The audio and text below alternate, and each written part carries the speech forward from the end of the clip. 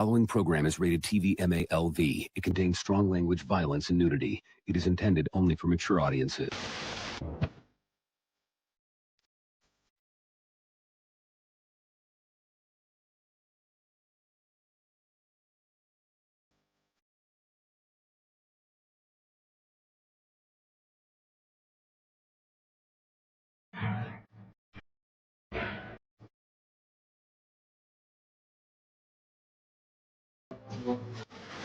Saruman believes that it is only great power that can hold evil in check. But that is not what I have found. I found it is the small things, everyday deeds of ordinary folk that keeps the darkness at bay.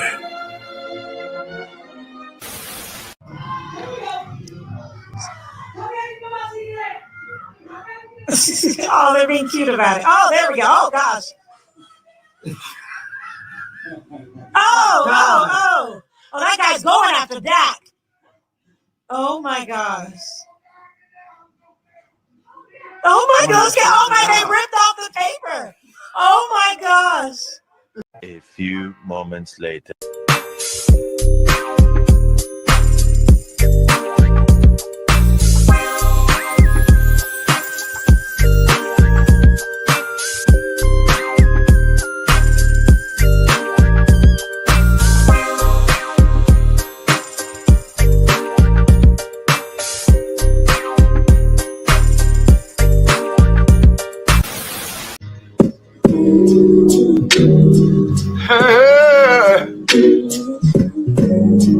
Ain't nobody calling me, texting me, paging me, asking me, are you still involved?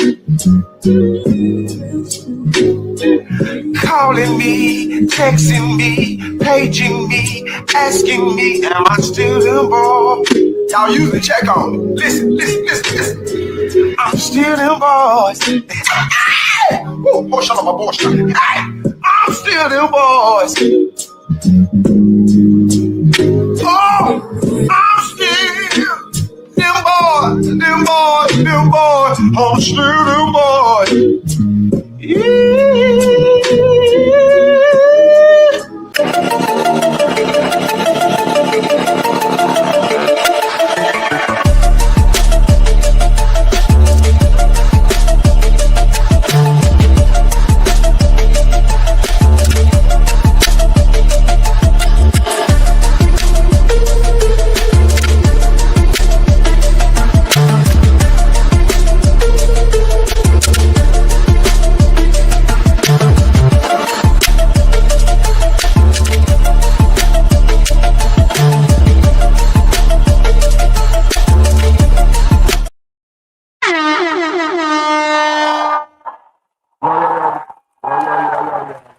TDB, Nervous.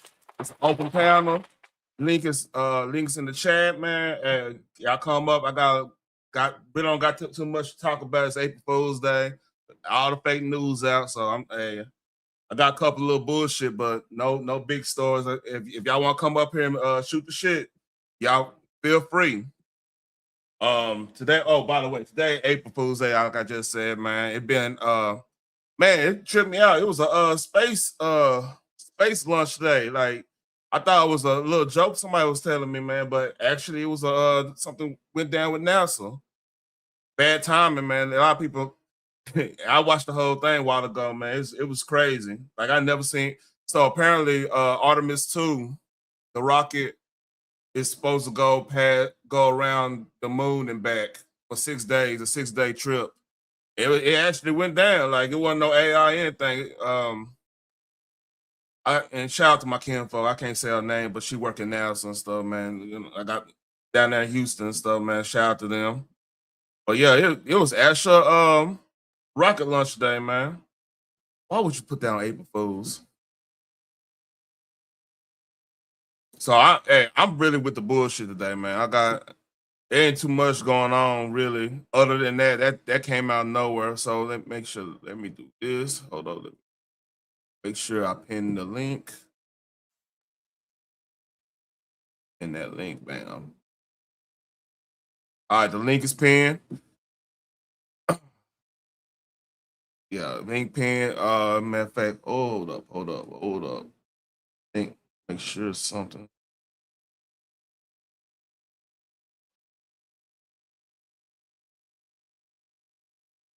All right, I'm good.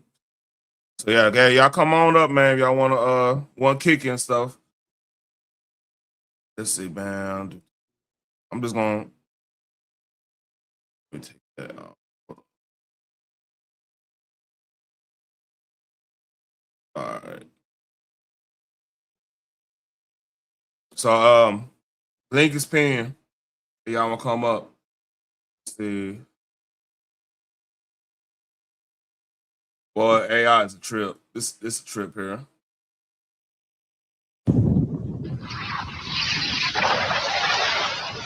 Oh my God!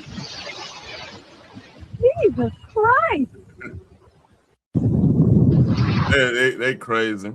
This is resurrection week, man. Like hope everybody got they got your Easter Sunday stuff. I do. I got mine last week. I'll be honest with you. Oh, I don't want to go all the way down.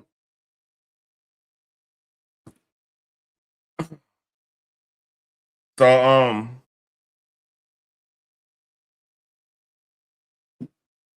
this tripped me out. Good father. He is good. He's a good father. He is, and he has the best intentions for you. His plans are to prosper you. Yeah. Bring you to an expected end, but your life does not. Oh my God. Oh my God. Bruh. We gonna keep this? Nigga. I can't even reach it, bro. This is beyond embarrassing. Wait a minute. Bruh. Don't you be laughing. Life be like, wait a minute. Everybody was talking before that went down. So embarrassed. Golly, that was a good moment. Let me take my camera. Let me see what I'm doing. Man. So I hope me and my old lady could get to this point in our life. Watch this. Men only want one thing, and it's disgusting. Then wash it.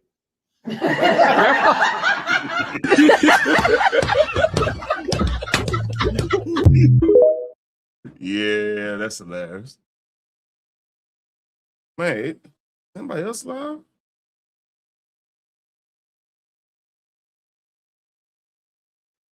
Yeah.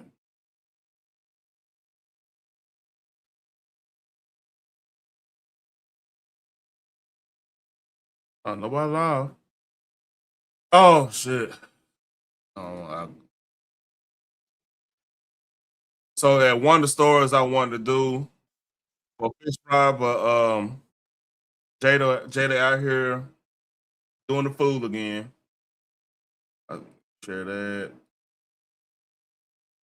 So apparently, I'll let y'all hear it real quick. So are y'all living together? It's just this beautiful connection.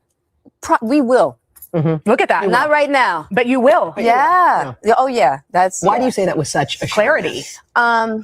Because that's what it's going to be. That's where it's headed. Yeah. And you both are on that page. Yeah. And but right now I really do enjoy my space. Yeah. I've been living alone. I am my mother's only child. Yeah. Right. Mm-hmm. And so having this time that I've had to myself has been fantastic. Mm-hmm. Just to get to know me, even to have my house exactly how I want it. I don't have to be like, well, what color do you want this wall? You know what I mean? I can just do it. You're the chooser. I'm the chooser. You're the chooser. Right. So when you imagine your life back together, because I'm sure you've seen it, how does that look to you? We don't know yet. You'll build that. We'll build that. And it'll be something new. So are y'all living? Oh, yeah. Let's show what we're doing, man.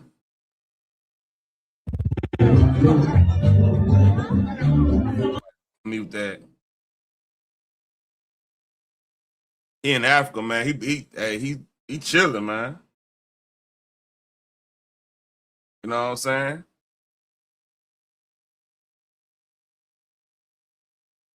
The kind we also seen living back like Africa. That's the basic issue. Let them move back in. Shit, we're like, hey, keep on debating now.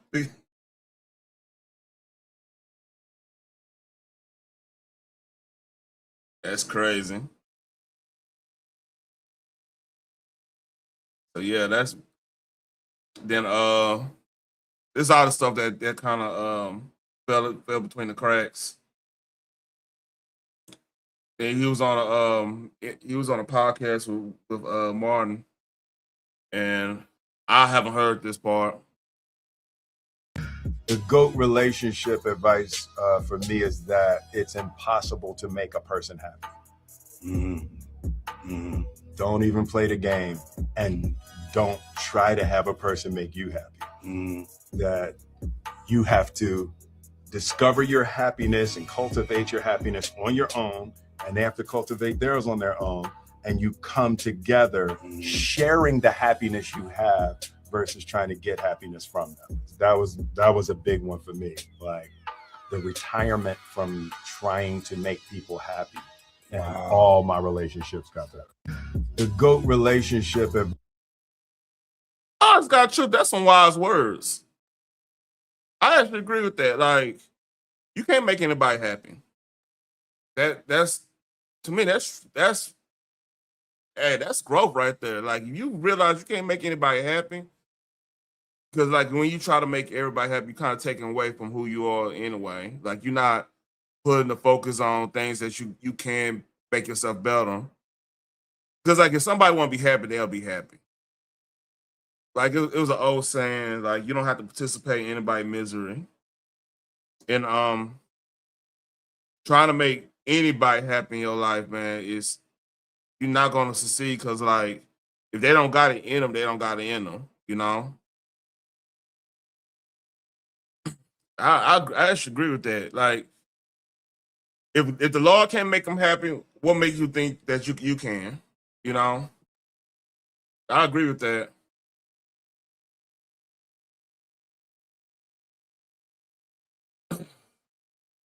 Man, I can even think about like even me attempting to try and make somebody happy, like family members and stuff.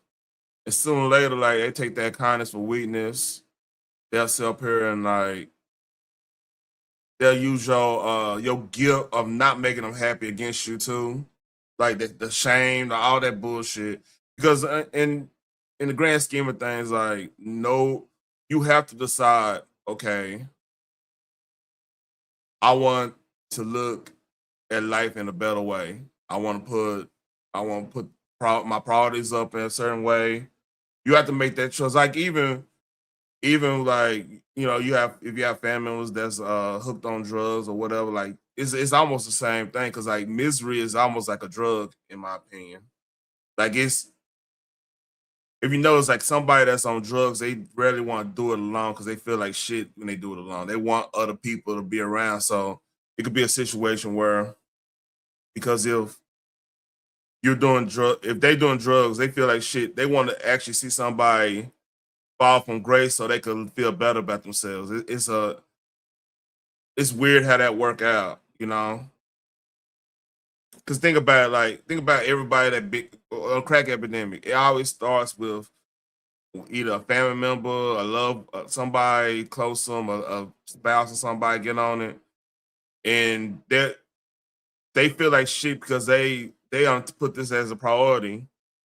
So if you stay too close to them, they'll eventually try to get you on it.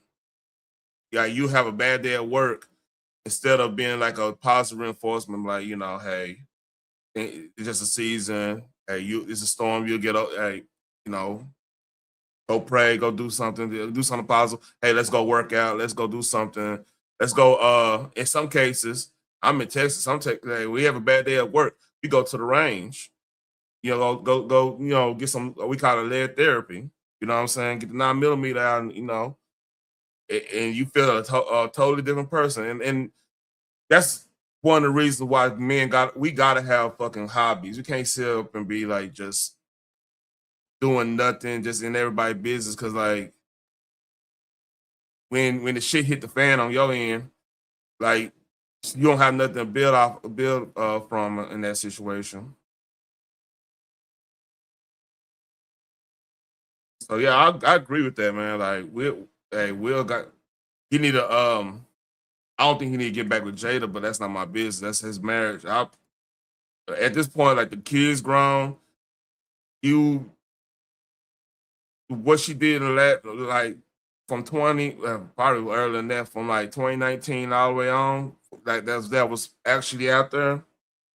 Yeah, I couldn't do it. That'd be one of those. I'll have an exit plan on that shit. It's another story that came. This is an old story. Like Gunplay talking about. This is back when Rick Ross and them beat up DJ Vlad. I remember this, and this kind of got DJ Vlad on the big screen a little bit. How about me cracking Vlad over the head, Super Saiyan style, like I'm finna dunk a basketball, and I hit him over the head with a fucking bottle full of act while I'm talking to a bitch and I'm watching them from the corner of my eye, because I always keep them at eyes reach. Now, I'm from Texas now. You mean to tell me you had a bottle of activists? If you don't know what activist is, go talk to somebody that's been, go talk to your youngest, or go talk to somebody from the hood, man. Activists, like if you had a bottle of activists right now, if it's still good, I think it got like got a long shelf life. If it's still good, man, you got some money. For real. Like people literally collect that shit. It's weird. But like that, they discontinued that back in I want to say 2009, 2010, or something like that. So he felt the need to hit DJ Vlad with a bottle of that's pretty much lean, like the real lean. Come on, man. And the thing is, I wasn't like out there with that stuff, because if you're in Texas, you know what's what. Like that's pretty much the scene. At one point, there was like a lean dude on every corner. It's almost in the whole DFW area, even in the suburbs. There was somebody flipping that shit. It was bad. You know what I'm saying? Wherever we're at a conference in Houston. And then I seen Jeter as a crowd. I see us, and then I see a crowd, and then I see Jeter in the middle, and he talking crazy, and he slap a nigga hat off his head. Bam! So I instantly strike over there, and by the time I strike over there, they're lumping them up. They're DJ Vlad. So they lumping them up, and then I motherfucking run over there, and then I jump as high as I can, dog. Cause you know, dog, I jump and I pull that shit back. They're gonna have to make the animation version of this. And I'm flying, and then the fucking crowd just, I don't know, it's like they got telepathy, but they all knew to just fucking spread like the Red Sea. Yeah. And they parted, and they just left room for me to just bink them right over hit them over the head with this shit. The bottle went to flying. I'm running after the bottle. It's a whole bottle. It's a Sprite bottle that I filled up with the little one. This nigga tripping. He tripping hard. Yeah, what? I understand you trying to get somebody up off somebody, but man, he playing. That's crazy. I got from the hotel room, so I'm chasing the bottle. Jeter holding me back. Like, we got it all. I'm like, no, my bottle. I need my shit. So I grab my shit finally and get up out of there. He's leaking. I don't even know who this fucking guy is. I don't know who this. It was a DJ Vlad. Then I'm hearing through the grapevine, it's litigations, it's a lawsuit. Oh, litigation. Then I'm hearing it's because your man's gunplay, man. Man, what's crazy too, man? If that bottle would have left, that would have been a whole different level. Cause like that's illegal. You hear me? That's the illegal. You and he gunplay was tripping that night, boy. I'm like, through the grapevine, I'm like, damn, dog. So that's some real liability shit. What wasn't that settlement like $300,000? He had to pay for that. Something like that. And I'm sorry. Hey, listen. Which one of these cameras talking to the big dog, bro? Big dog. Right.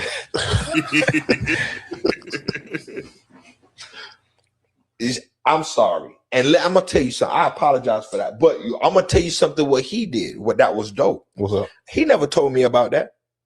Really? I had to find out. He never said nothing to me. And you want to know why? Because he took himself accountable. He held himself accountable. Think about it. Hey, shout out to Rick Ross on that. I mean, if he did like that, man, he handled that like a G.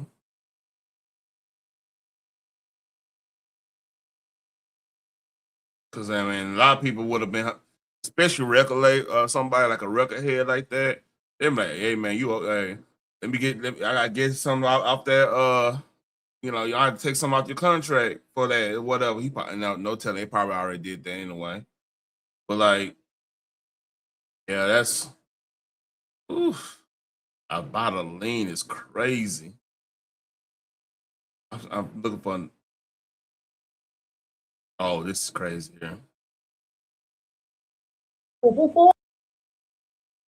So imagine you on vacation.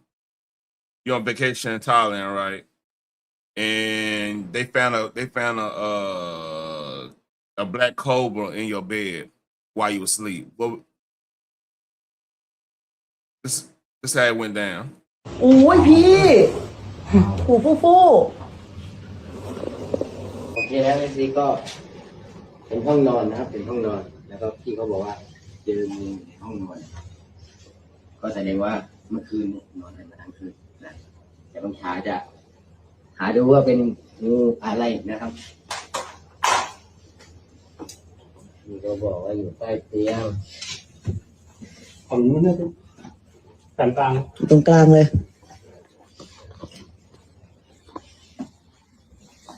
อยู่ตรงหัวพี่อยู่ตรงหัวนอนอยู่ตรงหัวนอนตรงนั้นเลย Man, it's crazy. ใต้บ่อเหรอ ตรงร่องอะไรพี่ตรงร่องเลยเมื่อกี้ตรงซอกตรงนั้นแหละมันน่าจะไปทางโน้นแล้วมั้ง Ask for a little bit. เล่นตัวแล้วนะ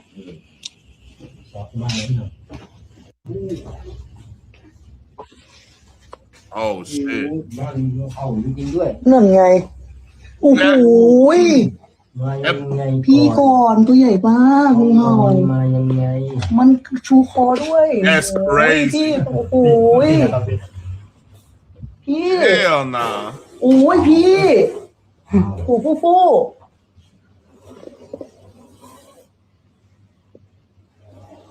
That could have killed them. On live on man. โอ้ย โอ้นี่ในห้องนอนจริงๆนะครับนะ อุ้ย นะดูเสื้อด้วย อันนี้คือเห็นตัวหรือว่าได้ยินเสียงขู่ โอ้เนื้อคาดคอ เลื้อยคาดคอเลยนะที่เขานอนอยู่บนเตียงงูเนี่ยมันเลื้อยไปรู้สึกเย็นวูบวาบแน่เลย ใช่แน่นอน ใช่เพราะว่างูเนี่ยเป็นสัตว์เลือดเย็นนะ Can't do nothing with this kind of tail, but still, man. ถ้าเกิดช่วงจังหวะที่ว่าเลื้อยคาดคอแล้วมือไปโดนหรือว่าไปทับนี่รับรองว่าอาจจะโดนกัดได้นะครับ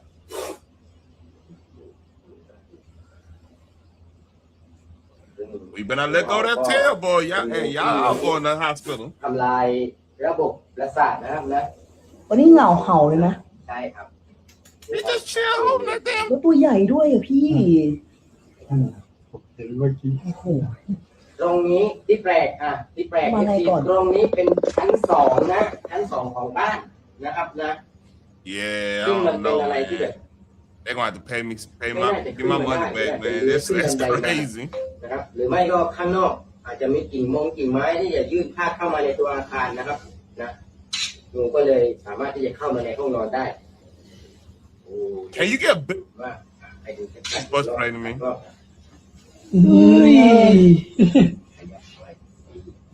And you just sitting there. What you doing?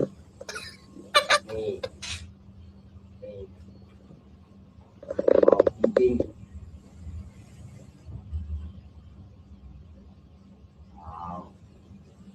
You just take the picture. เดี๋ยวเราไปเก็บ ถึงขั้นขนลุกนะฮะหลังมีคู่รักคู่หนึ่งเนี่ยไปพักที่โรงแรมแห่งหนึ่งในจังหวัดกระบี่นะครับหลังจากนั้นงูแฟนอีกคนแต่พอเข้าไปยินชัดเลยว่าคือเนาะมันรีสอร์ททำโรงแรมในป่าอะไรเงี้ย Alright. Yeah, I'm not even scared of snakes like that. But that was a what was that? That was a cobra. That I can't do it.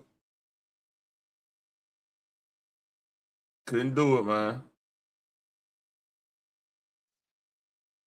Then I got some more.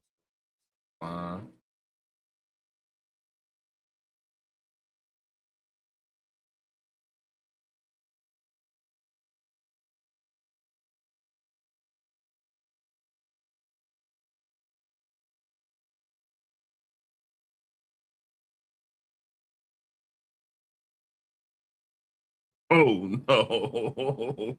No, I'm not gonna play that.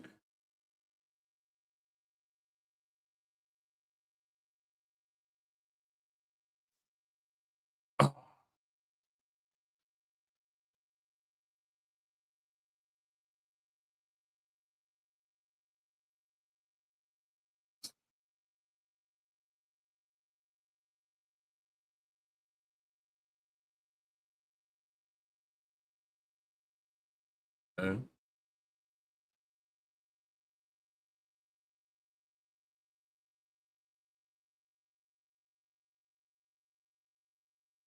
Oh, I saw this earlier. I don't know this. Her mother.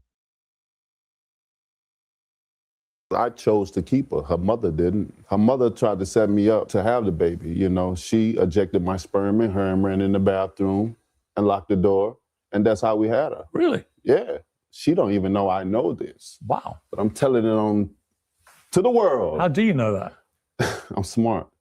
You know, when I came, I used to come on her stomach, fold my towel nicely by the bed because I would want to wipe it off of her stomach.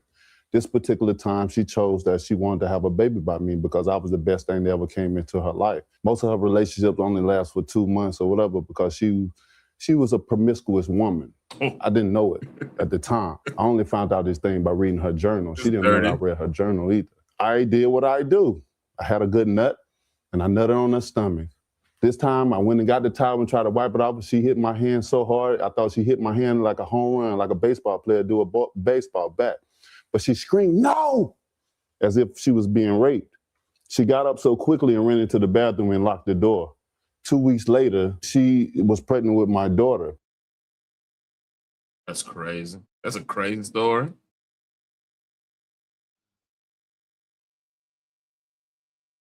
All right, bet. Yeah, you come on. Oh, fuck, that's JMC. Yeah,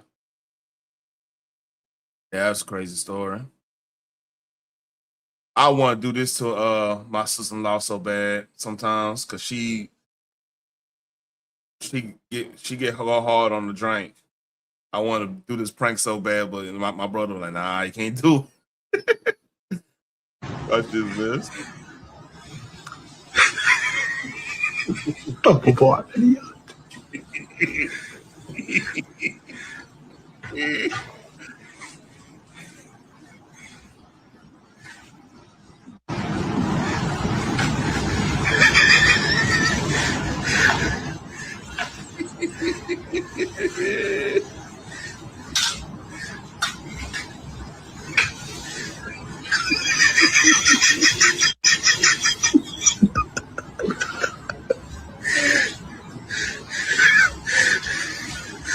Extravagant.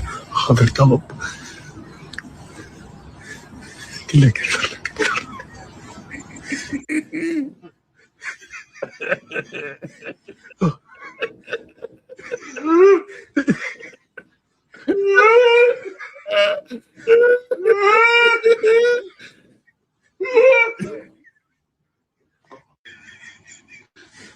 I want to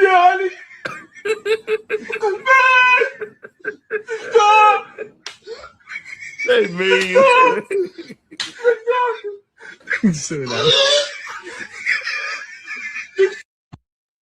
man, that's mean as hell. Oh shit.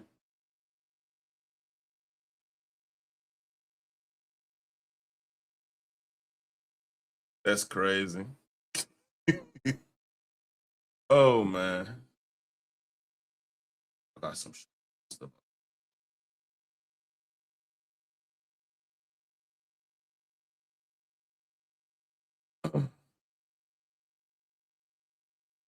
See.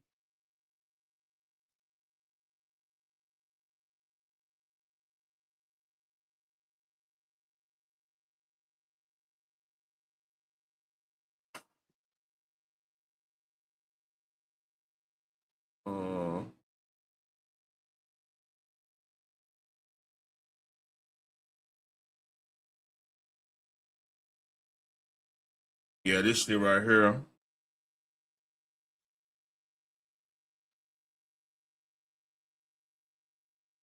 And getting turned Oh shit, hold up.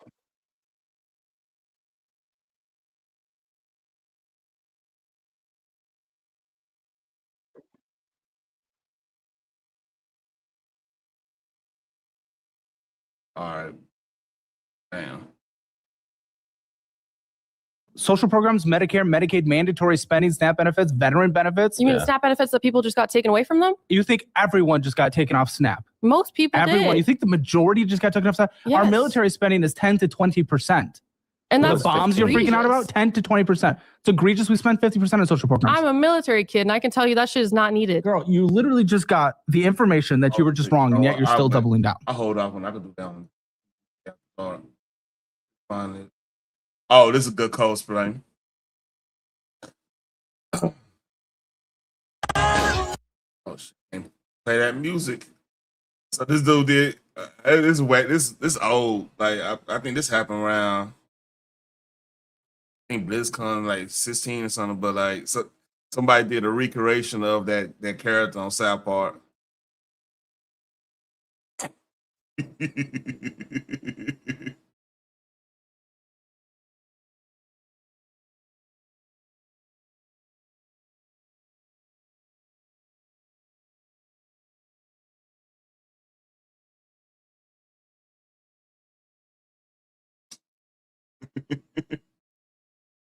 If you know a lot of, if you ever been to a LAN party, you know a dude like this.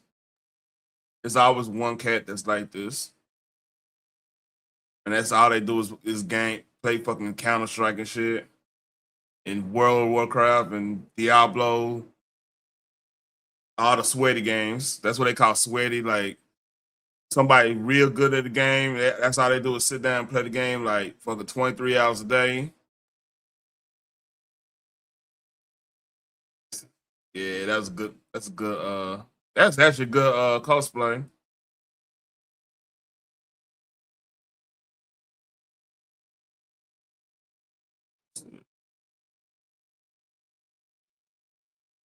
All right. You know what? It's another. Right now, I'm freestyling today, man.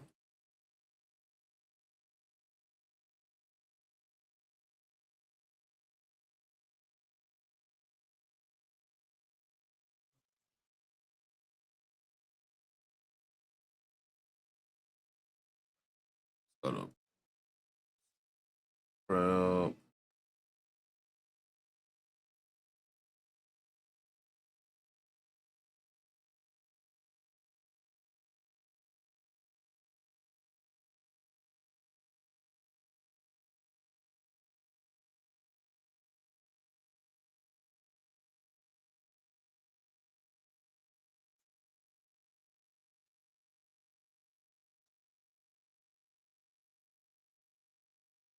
To this, 50 Cent said, "I was a baby. Why you let him do that to me? What?" That's what I thought when I saw this picture. This is interesting to me because 50 is not one of the people that doesn't have information. When he posts about something and when he says something about these type of situations, he typically has the information behind the. So basically, this video Usher is about to kind of confirm a secret, open secret everybody kind of knew. So here we go. Scenes, but he has to present it in a way that it's not 50 Cent breaking the news. Because shout out to Urban. I mean, we'll shout out to him, man. He got good show on YouTube and everything. Shout out to him. I'll have the link in the description when we get done. If 50 says it, it goes literally worldwide. It's worldwide news immediately. All the articles is gonna start popping up. The media is gonna start saying, "I'm gonna make videos." Academics, everybody gonna make videos saying 50 Cent said, 50 Cent confirmed, 50 Cent exposed, right? And so he says things in a very specific way. But when he says that, we all kind of take the insinuation that he's talking about Diddy, right? And it's really because we heard the interview in the past where Usher talked about, being with Diddy when he was 13 years old and Diddy exposing him to sex. Yeah, that's crazy. We all heard this interview before, right? And I lived with Sean Puffy Combs for a year. That's the crazy thing. Now that was L.A. That was Reid's Howard idea, Stern. right? I remember Sending this. you New over York to City. something called Puffy Flavor Camp. There you go. To learn Flavor Camp. Yeah, Flavor that's what it Camp. was called. Puffy and Flavor you're going to Camp. go to Puff Daddy's. He's going In the 90s, do you understand what that's like? Puffy's place was like just filled with chicks and orgying like nonstop, right? No, not really. I Come mean, on. but hey, it was He said, Howard Stern, salute to Howard Stern, I think, because I don't know if Howard Stern have any weird cases, but for this moment, salute to Howard Stern. He said, he said it was filled with chicks and orgying all the time, right? And Usher was like, not really. Howard Stern said, come on. Not really. Like, come on, dog. We all know what time it is. Like, stop. Don't come on here and cap. Like, I thought that was funny. That's crazy. curious. I got a chance to see some things. Yeah, but you were 13. What were you I saying? went there to see the lifestyle. Right. And I saw it. And it was but I don't know if I could indulge and understand what I was even looking at. It was pretty wild. It was, So nobody it was tried to, some woman didn't come along. I ain't say that. Okay. See? I ain't say that. Nobody tried to, no woman came along and, yeah, I ain't say that. In other words, he did, but it gets deeper than that. When I show you guys the articles that they deleted, I'm gonna play a previous report that I did on this about a year ago, and we're gonna revisit it because in that I had the actual article before they removed it from the internet and scrubbed it from the internet. And Usher's direct quote was that Diddy, that he couldn't, it was something like he never busted a nut before or something like that. It was crazy. It was crazy the way Usher was talking in that 2004 article. But we're going to let this play. I didn't say that. What I did say is that there were very curious things taking place, and I didn't necessarily understand it. Biggie Smalls was there. Biggie Smalls was there. Lil' Kim, Craig Mack. All these people are hanging around. Yeah, man. Faith Evans, And your Jodeci, parents were Mary J. okay? Blige. Right. They didn't know nothing about this shit. Oh.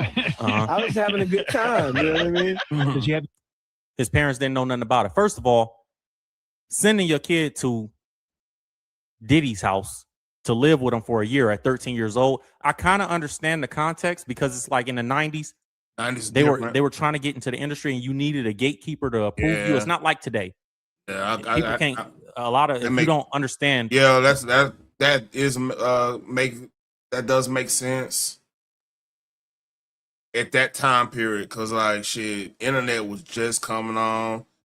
Yeah, you had to have a gatekeeper. You had to have somebody like that was in the know, that was connected to the record industry and the whole nine. It was very hard to get, and part of that too is the quality was super high with the music too. So that was a trade-off. Like when things get more accessible, it loses value a little bit. Just think about it like this, like if when video games was like, hey, you had to go to a place and rent the game or go actually buy the game, and you had a finite. It wasn't just on on somebody cloud, you can just download real quick and play it and stuff. There was a different type of appreciation for that game. Like I wondered, like just speaking about like 90s compared to now, like there was a lot of junk in the 90s. Let's keep it a buck, but the cream pretty much rose to the top in that case, you know? Like just think about all the for the gaming, all the JRPGs that came out that was like campy and stuff, but it developed their own audience, their own niche, and ended up being like one of them cult classic type situations. Like Dragon Age was one of those where like if there was a camp of Final Fantasy folks, that was a camp of like pretty much all the Squaresoft, the Secret Mana series, on Sega, Fantasy Star, and I think YS or is or something like that. I never got in that Lufia and stuff like that. That was like your niches at the time. So yeah, that's a good conversation to have about like art becoming super accessible kind of ruined it.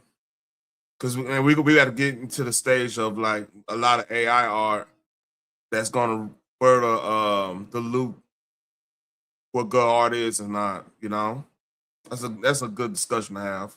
That previous generation, I'll break it down very simply and quickly for you guys. And a lot of you guys know if you're from that generation.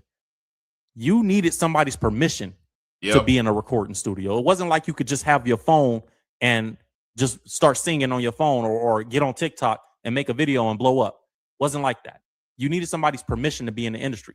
So to Usher's parents, to shoot them some bail, if I can, they probably felt like this is my son's opportunity to become a star. We know he's super talented. This is his chance. Justin Bieber is my generation. Me and Justin Bieber around the same age. Our generation was probably the last wave of that type of entry to the industry. I'm gonna slightly disagree because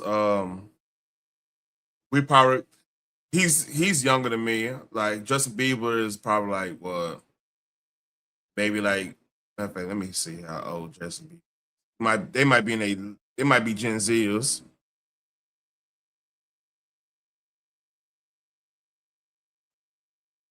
Yeah, he's 32. So I'm pretty much 10 years older than him. And even in my generation, like your late Gen Z, your late Gen X, early millennial, around 80, like that whole from 81 to like 85, maybe to 88 in that case. The mixtape era was live and direct in 2003. And you could have really still got on through the mixtape era because like Texas hip hop scene, like you had Rap a Lot, but that was pretty much the only like big record label that was in Texas at that time, other than like, and then when Screw, then they had Rec Shop Records and Bellway 8 and all that stuff down there in H-Town. You had like a little like independent things, but Rap a Lot was the only major down here at one point. So people got it. Hey, that was the time where if you had computer available, you had Fruity Loops or I think it's like Soundforge, Sony Soundforge. You had Beat Machine, a keyboard, a turntable. You could make something happen. You know what I'm saying? And like, you didn't necessarily have to have permission. Like your buzz was gonna make that happen.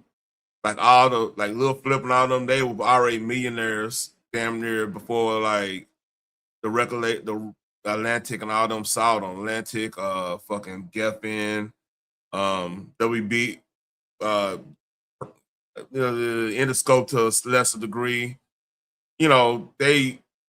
What's up, Assassin?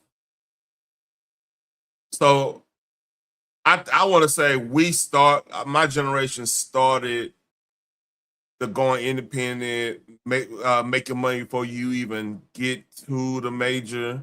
So then you have because like you can make an argument. Master P Master P opened up the door for that because of how his deal was structured. And you could say Master P, you could say hell, you could say fucking Jay Prince gave him the idea. So I mean, it's a maturation process. But I definitely know my generation started they did that was a mixtape in the generation, and they figured out how to make as much money as possible before you even touch it. I mean, because that if you went for Swisher House and Screw doing what they doing, you probably wouldn't have like the DJs, some of the DJs in Florida doing what they were doing. I mean, they had a mixtape circuit too, but like the formula of how they did it, I remember like Lil Kiki did like albums on mixtape, like a legit album on mixtape, and he was like I said, he considered himself already platinum here because like everybody had Don't Mess with Texas, the one we had Southside on there. Everybody had that. That was like that was the Texas underground album at the time, you know. But let's read. So Bieber would have been in the same seat, right? He would have had to go through the gatekeepers first and get permission to be in the industry. And then you can come in. And then like social media came around. If you in your early to late 30s, social media came around and got popular when we was teenagers. A lot of people got popping off of MySpace, believe it or not. Like if you made a MySpace song that people was putting in they look, because once upon a time we used to have a thing called MySpace where you used to have a whole page, a whole night. It was similar to how it was basically like a mixture of Facebook, YouTube to a point, as in like your community wall stuff, and like a B bulletin forum type shit. And y'all too young, y'all probably too young to understand what B bulletin. That's old school right there. That's old school internet. But like I think it might be different for Justin Bieber point of view because there haven't been like I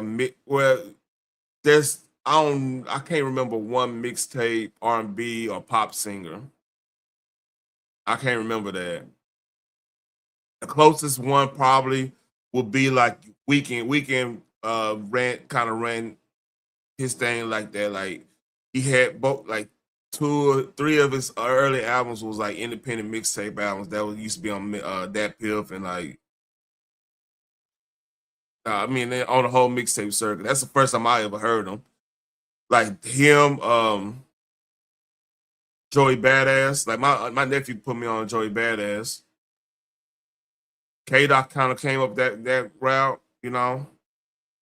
So on Will Evans' point, being a pop star, you probably needed to have that permission because that's another level of money there. That's another level of investment they gonna do. So yeah, you might have to knock on the door too, which is unfortunate for Bieber's sake. You know, 15, 16.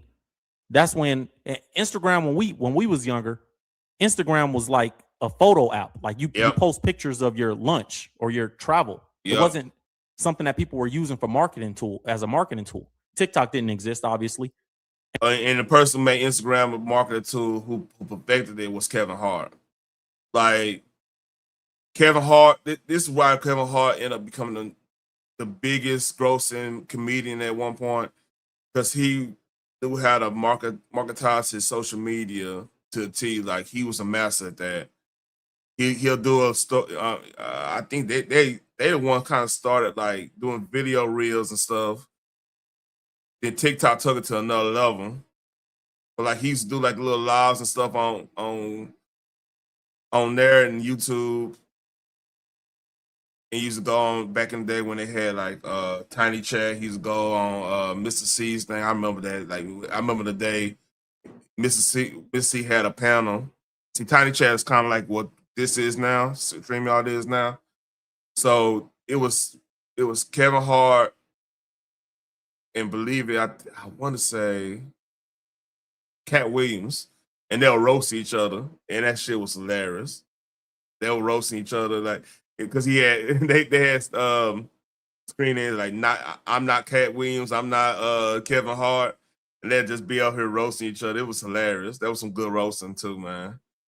And man, RP Mr. C, man. I know he had some controversy too, man. He was biggest DJ, man. But yeah, he used to host a Tiny Chat. I used to be that was like old school Black Twitter right there. And different things like that. So you still kind of needed permission a little bit in Justin Bieber's era. 50 Cent had a lot to do with kind of breaking that barrier down because 50 was creating mixtapes and in song. And 50 got that from the South. Mixtapes, that's the Southern, man. They mastered the mixtape. I mean, you could say from Screw to the Miami DJs, 3 6 Mafia mastered that shit. I mean, come on, that's a down south thing. Like shit, all the New Orleans DJ like Manny Fresh and all them that shit. They used to do all those mixtapes. 50 just took the model and took it to another level from the East Coast standpoint. Because that honest got you. I think the only one they had the Violator tapes back in the Gap. That's another one. And DJ Clue, of course. DJ Clue was he's mixtape king too. Like, I mean, because you can make an argument maybe DJ Clue. It could be DJ Clue and DJ. What's the old dude name? Used to be DJ for Def Comedy Jam. Oh, I just went blank. Hold up, I gotta look this up now. He's gonna fuck with me. Kid Capri, that's right. Yeah, Kid Capri. Shout out to Phoenix. Kid Capri used to do the mixtapes a lot. He used to do like and like of course you got like the Harlem World mixtapes with like big. Yeah. I know. Yeah, it was on the tip of my tongue. I know. Yeah, Kid Capri definitely. So it's kind of mixture. I don't think it's necessarily somebody that was like originator of it, because like you can say the stretch and Papito right, that wasn't necessarily mixtapes. People just fucking dubbing that shit with their cassettes and stuff like that. That could be a form of mixtapes. But I think though, like as a business model, I should say this as a business model, the South made that shit go down. Cause especially it was right between like from the you had to have a record deal. Cause like Scarface and all them and like Suave House, everybody MJG and all them.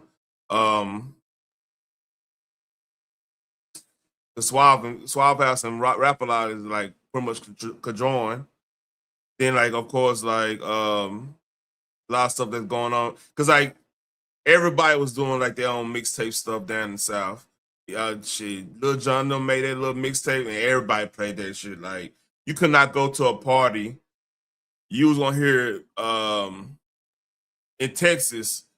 I could say in Texas, you're gonna hear Uncle Luke. That's gonna be for the girls. Hold up. What up, JFC?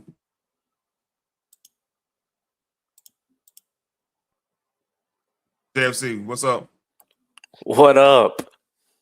Do you know anything about this? What I'm talking about?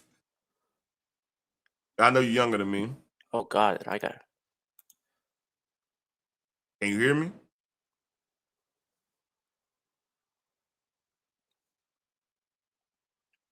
Hello? Yeah, can you hear me?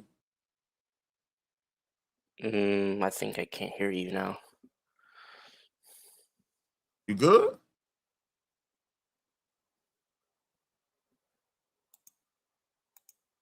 JFC, you good? By the way, JFC is a gaming buddy, man. He's not a stranger or anything, so he ain't gonna do me dirty, right, JFC?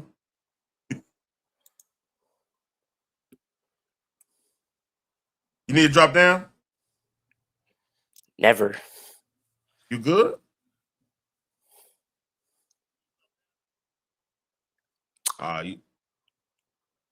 Hey, fix your stuff. Dude. I can't hear anything. You can't hear anything. I'll drop you down. Drop down, come back up. All right. Yeah, you got some sound issues. Format and putting them out and putting music videos out, and he had thisis50.com, and he had his own media thing, and he showed people Yeah, he did do that. All right. Can you hear me now, JFC?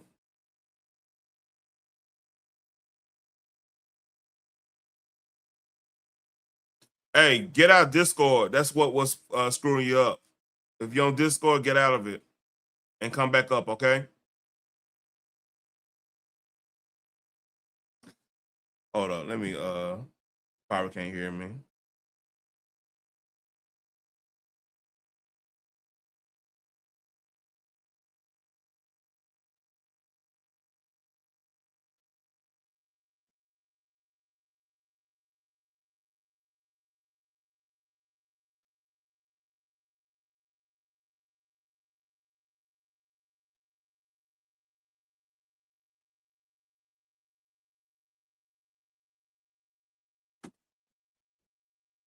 All right, hold on. All right, can you hear me now, homie? Yeah, there we go. Yeah, it was Discord. I had to check. I'm like, man, what is this full on Discord? What's up? Nothing much. Saw it was an open panel, so I was like, why not hop in? How's military life doing? I mean, you don't have to get in detail. I mean, I know it's a little tricky right now. Everything else good? Yeah, I'm fine. I'm just stuck in Cali. That's it. Well, that's a good thing. They ain't called your unit up yet, which they probably won't in this case. Yeah, probably not. They already got like the East Coast side of the Marine Corps doing all that. Yeah. And it looks like they're about to shut that shit down anyway. My prediction is gonna be done. All this stuff probably gonna be somewhat done. I mean, relatively speaking, because it's gonna be proxies and all that little fun shit.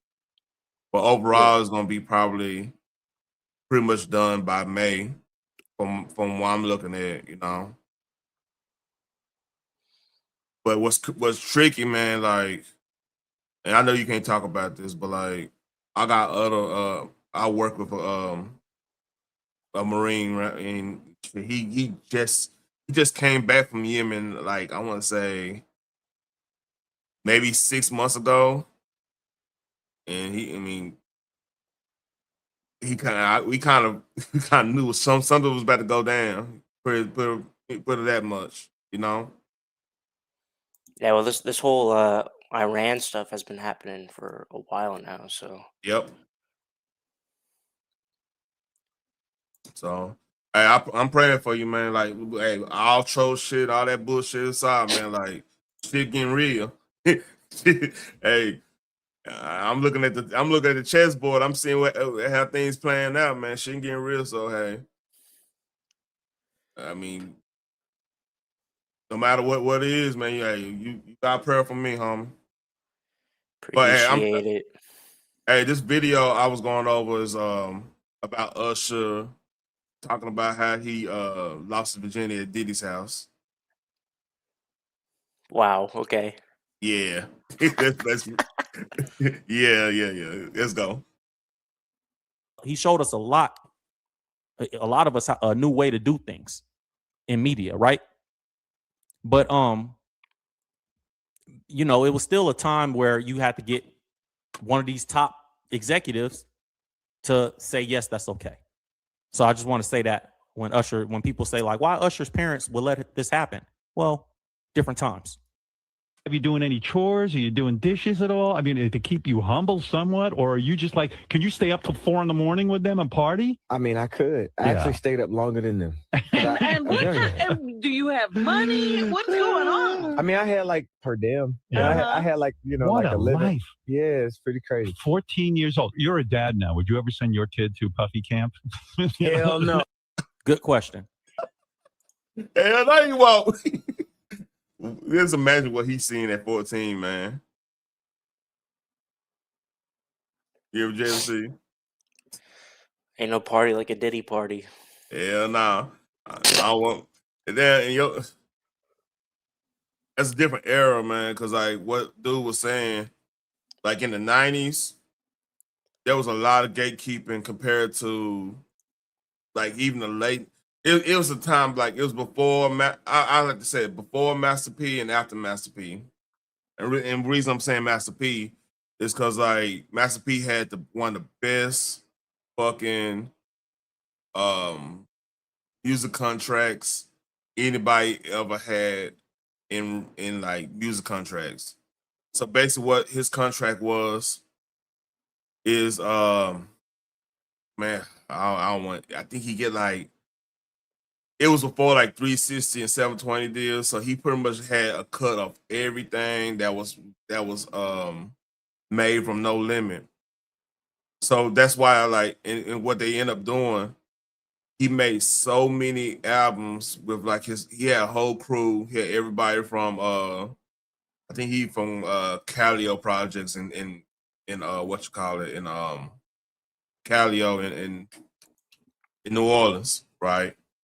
So that's why he had like Mia Eggs, Mystical, Shaka, pretty much all these albums popping out pretty much monthly. It was almost like video game releases back in the Gap. Like you had a video game release every other Friday, some shit like that, every other Tuesday actually, back in the Gap. So he was doing that. Like it was always some. What's up, Jess J?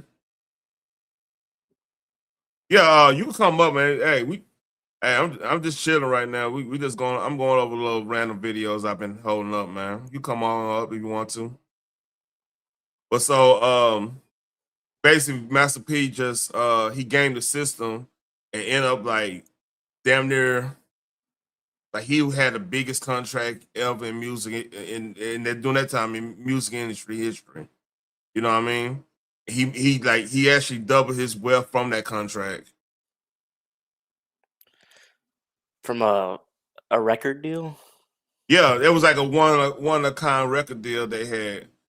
Man, I wonder if I could find that video explain Master P's record deal. It's crazy for the time.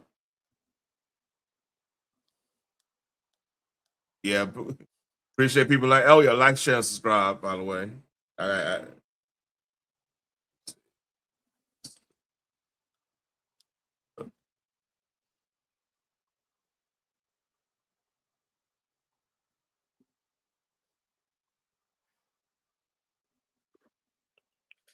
Yeah, this is gonna explain it, and it might be a little AI generated, but hey, you're gonna get to the point. Empire with Justin Gay. P was like blueprint for independent people, young niggas coming out the street, how to empower themselves and their family through music, and also not get played by the structure. Be smart enough to sidestep the whole business model. Who is 5 major black people that gave you game during your journey? Master P. But P, he's so much of a hustler. He was there in the very beginning, and he could see that I was going where I was going. They was the only ones getting money in the industry. Puffy and them was rocking, but they wasn't getting no money like Master P was. I seen all the that supposedly had the money. Master P had the motherfucking money. True in the P, man. They need to build statues for P, man. Before hip-hop empires ruled the charts and rap moguls became household names, one man dared to dream much bigger. Known to the world as Master P, he didn't just break barriers. He built a new blueprint and transformed himself into a cultural icon and business powerhouse. Twigs. He was a force. Listed by Forbes as one of the 40 highest paid entertainers, flinging a staggering $56.5 million annually. And today, his empire is worth over $200 million. But how did a kid from the Calio Projects, a place many never escaped, rise to heights no one thought possible? What risks did he take?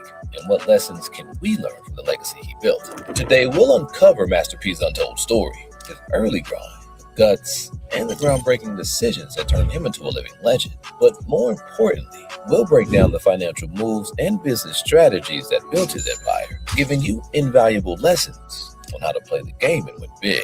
Early life and the 10K investment. The story of Master P didn't start with glamour. It started in the shadows. So I think he started off.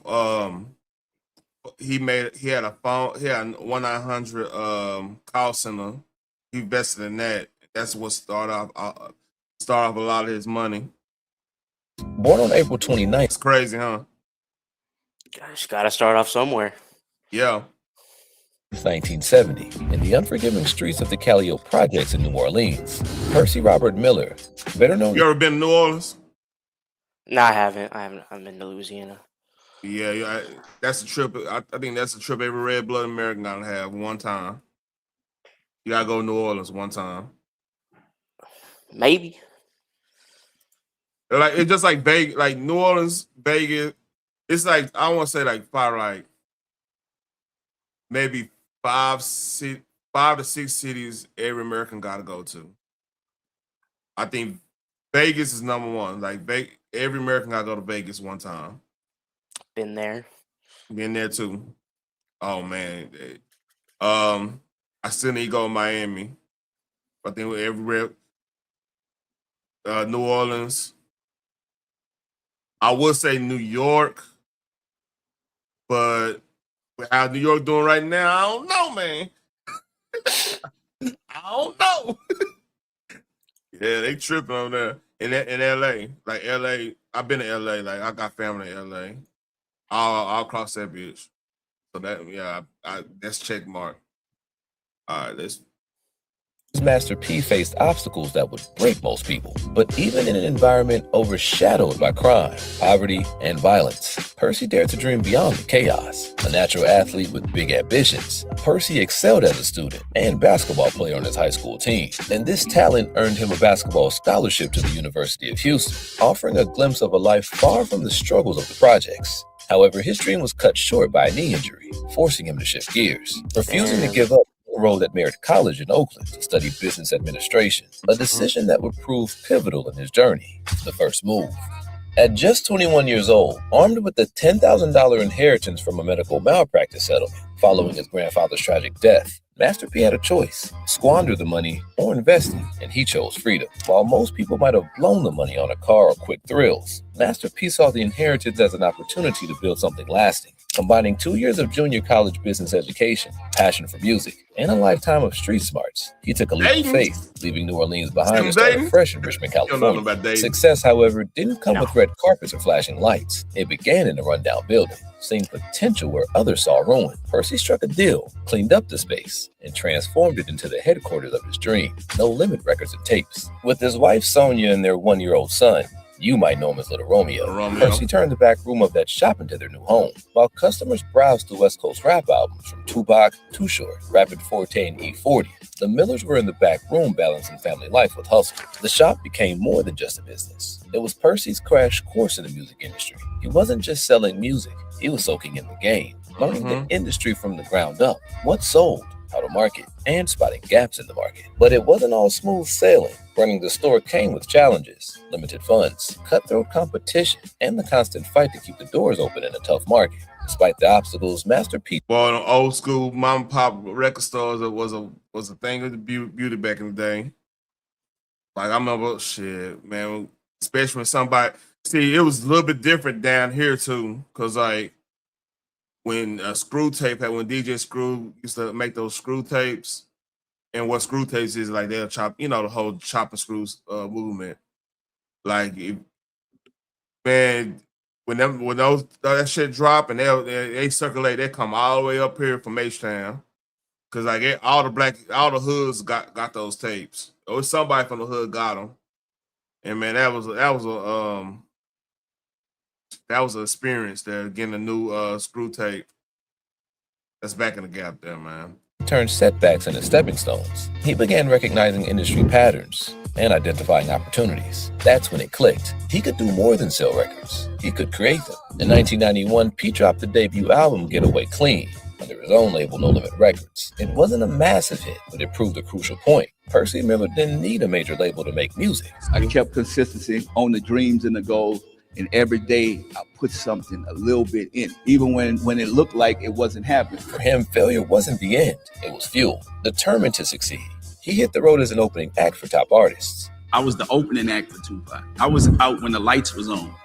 Every show, every promoter, every handshake was a step forward. And by 1992, his second album, Mama's Bad Boy, sold over 150,000 copies independently. No major label, no flashy budget, just raw grind. At this point, it was clear that $10K investment in his store wasn't a failure. It was $10K invested in invaluable industry knowledge. He learned where the demand was, what people wanted, and how to deliver it. That success was the turning point. Percy knew he had cracked the code. And then came the album that changed everything. The Ghetto's Trying to Kill Me dropped in 1994. Yeah, that's classic right there. Was a monster. You ever seen his album cover? No, I haven't. Man, this classic. I mean, hey, down here, everybody had that album. That's a good album cover, ain't it? That album cover is Sick the Shocker. His brother, Sick the Shocker ain't his brother. I think his cousin, something like that. Yeah, that is album cover, man. Like he step out, like on the Ring and Poltergeist, he stepped out that TV. This is classic. Like, you probably was born in fucking 94 or some shit. Yeah. I don't know. I really don't know much about Master P. So man, Master P is an innovator though. Hey, you learn something about younger. The album sold over 250,000 copies independently, Everybody totaling had nearly that album. $1 million. Independently is crazy. But what's up? I said independently is crazy. But that's how it was though. Like, especially in the South, because like majors wasn't even seeing it. Man, hey, it worked though, Phoenix. That album cover worked. I think that was his old lady that was on top of him doing that. At the end of the year, No Limit Records was raking in cash. Your day-to-day covered with Base 44 super agents. Your life is chaotic. And proving that freedom was more valuable than any shortcut. But Percy Miller wasn't done rewriting the rules. The game-changing distribution deal. At a time when most artists were signing their lives away for a quick payday, Master P did something no one expected. He turned down a $1 million deal from Jimmy Iovine at Interscope Records. I was offered $1 million. I said, I'm going to be a millionaire. Then I started thinking I have 12 other people at home. So if I gave everybody $100,000, we still broke. That's right. A kid from the Calliope Projects, where opportunity was as rare as a golden ticket, walked away from $1 million offer. To many, it seemed crazy, but Master P wasn't reckless. He was calculated. I said, I'm going to sell my CDs out the trunk of my car, and I'm going to go to every city, every hood. I hear from Atlanta to Texas to Chicago, and I had saved up $300,000. And with him doing that, that's how a lot of rappers came through. That's how Lil Jon came through. That's how 3 6 Mafia came through. Because like 3 6 Mafia been doing like DJ Paul and them was doing stuff since like the 80s. People don't know that. Like, it was like him and God damn it, the originator of that sound, that horror rap sound they had in Memphis. Oh, what's that dude name? Terry something the third. Tommy Wright the third. Like they were doing a lot of stuff out their trunk and everything, right? So that created like so many sounds. Then that's how like a lot of sounds start mixing together. That's why like, you could have like Bone Thugs and Crucial, all those like Twister came out doing that stuff with Do or Die and everything. That was a blueprint. Master P created that blueprint for like a lot of people. He refused to be another artist earning pennies, while the label raked in millions. This rejection sparked a shift in his mindset. If labels were willing to throw around such massive deals, what were they really worth? More importantly, what did they know that he didn't? The biggest artist in the world was Michael Jackson at the time. So I said, I'm gonna call Michael Jackson attorney. And I said, well, look, I wanna find out what kind of deal Michael Jackson had. He said, that's gonna cost you $25,000. I said, $25,000 to talk to you? I said, okay, sir, I'm gonna give you the $25,000. That was the best money I ever spent. Yeah, yeah. Determined to find out, P doubled down on himself. In that gamble, it changed the game forever. I asked him, I said, what's the next deal? He said, you get a distribution deal, but you're going to need $200,000 marketing money. That's the only way you could get it. But he don't know I was already selling CDs out the trunk of my car. By 1996, Master P struck a groundbreaking deal with Priority Records, one that was virtually unheard of in the industry at the time. The distribution deal is you own 85% of the company and they own 15%. It never been done before. And so I went back, I kept looking for companies till one time Priority Records showed up. Not only did No Limit retain full ownership of all his master recordings under this deal, but crazy. Priority agreed to give them 85% of the wholesale price on every album sold. The cost to make it happen, $200. You will never get that record deal again. Cause like the thing is, the record companies want control. And while he did that, he had creative control. They got like pennies on dollar, but he came out like good on. He came out big in that deal. You see how?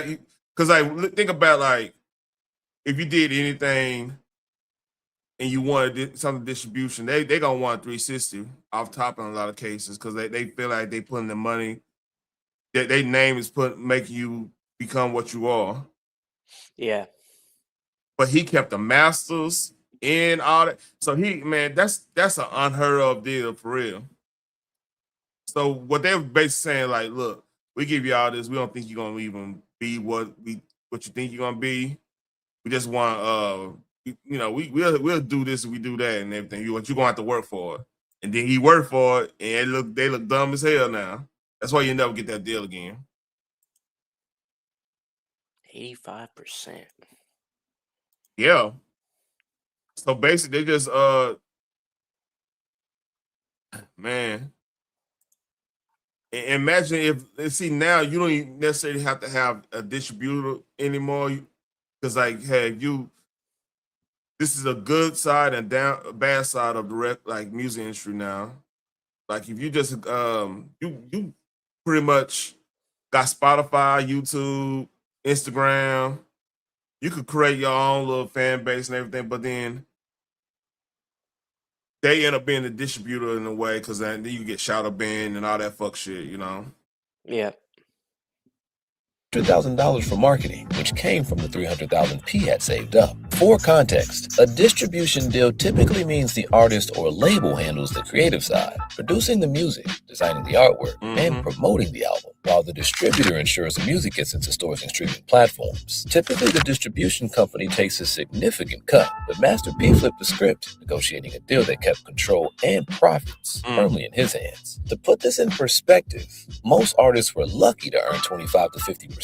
And even global icons like Madonna weren't commanding deals like this. On top of that, No Limit received a $375,000 advance per album, a rarity in the business. This record deal was so revolutionary, it reportedly spooked major label executives into ensuring no artist ever negotiated terms like this again. But the damage was done. Master P had rewritten the playbook. This move also highlights a key principle: never negotiate out of desperation and understand the value chain. When Master P turned down a $1 million deal, he showed the importance of negotiating from a position of strength, not weakness. By controlling production and marketing while leveraging Priority's distribution, he kept costs low and profits high. His first Priority album, Ice Cream Man, dropped in 1996 and quickly became a cultural phenomenon.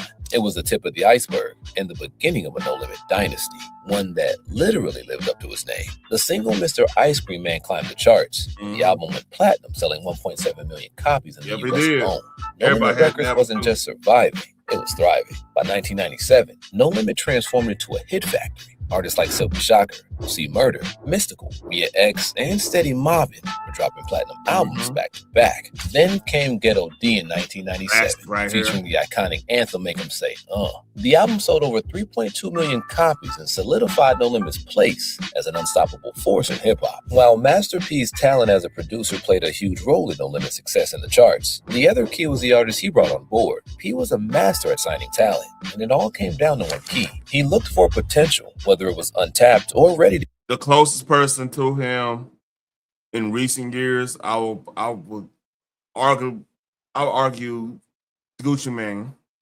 And this is the reason I argue like Gucci had Nicki Minaj. He the first one that had Nicki Minaj on the album and stuff.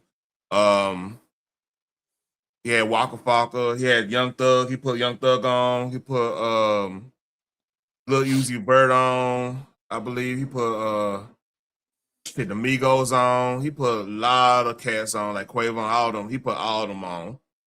I think 2 Chainz is like his contemporary.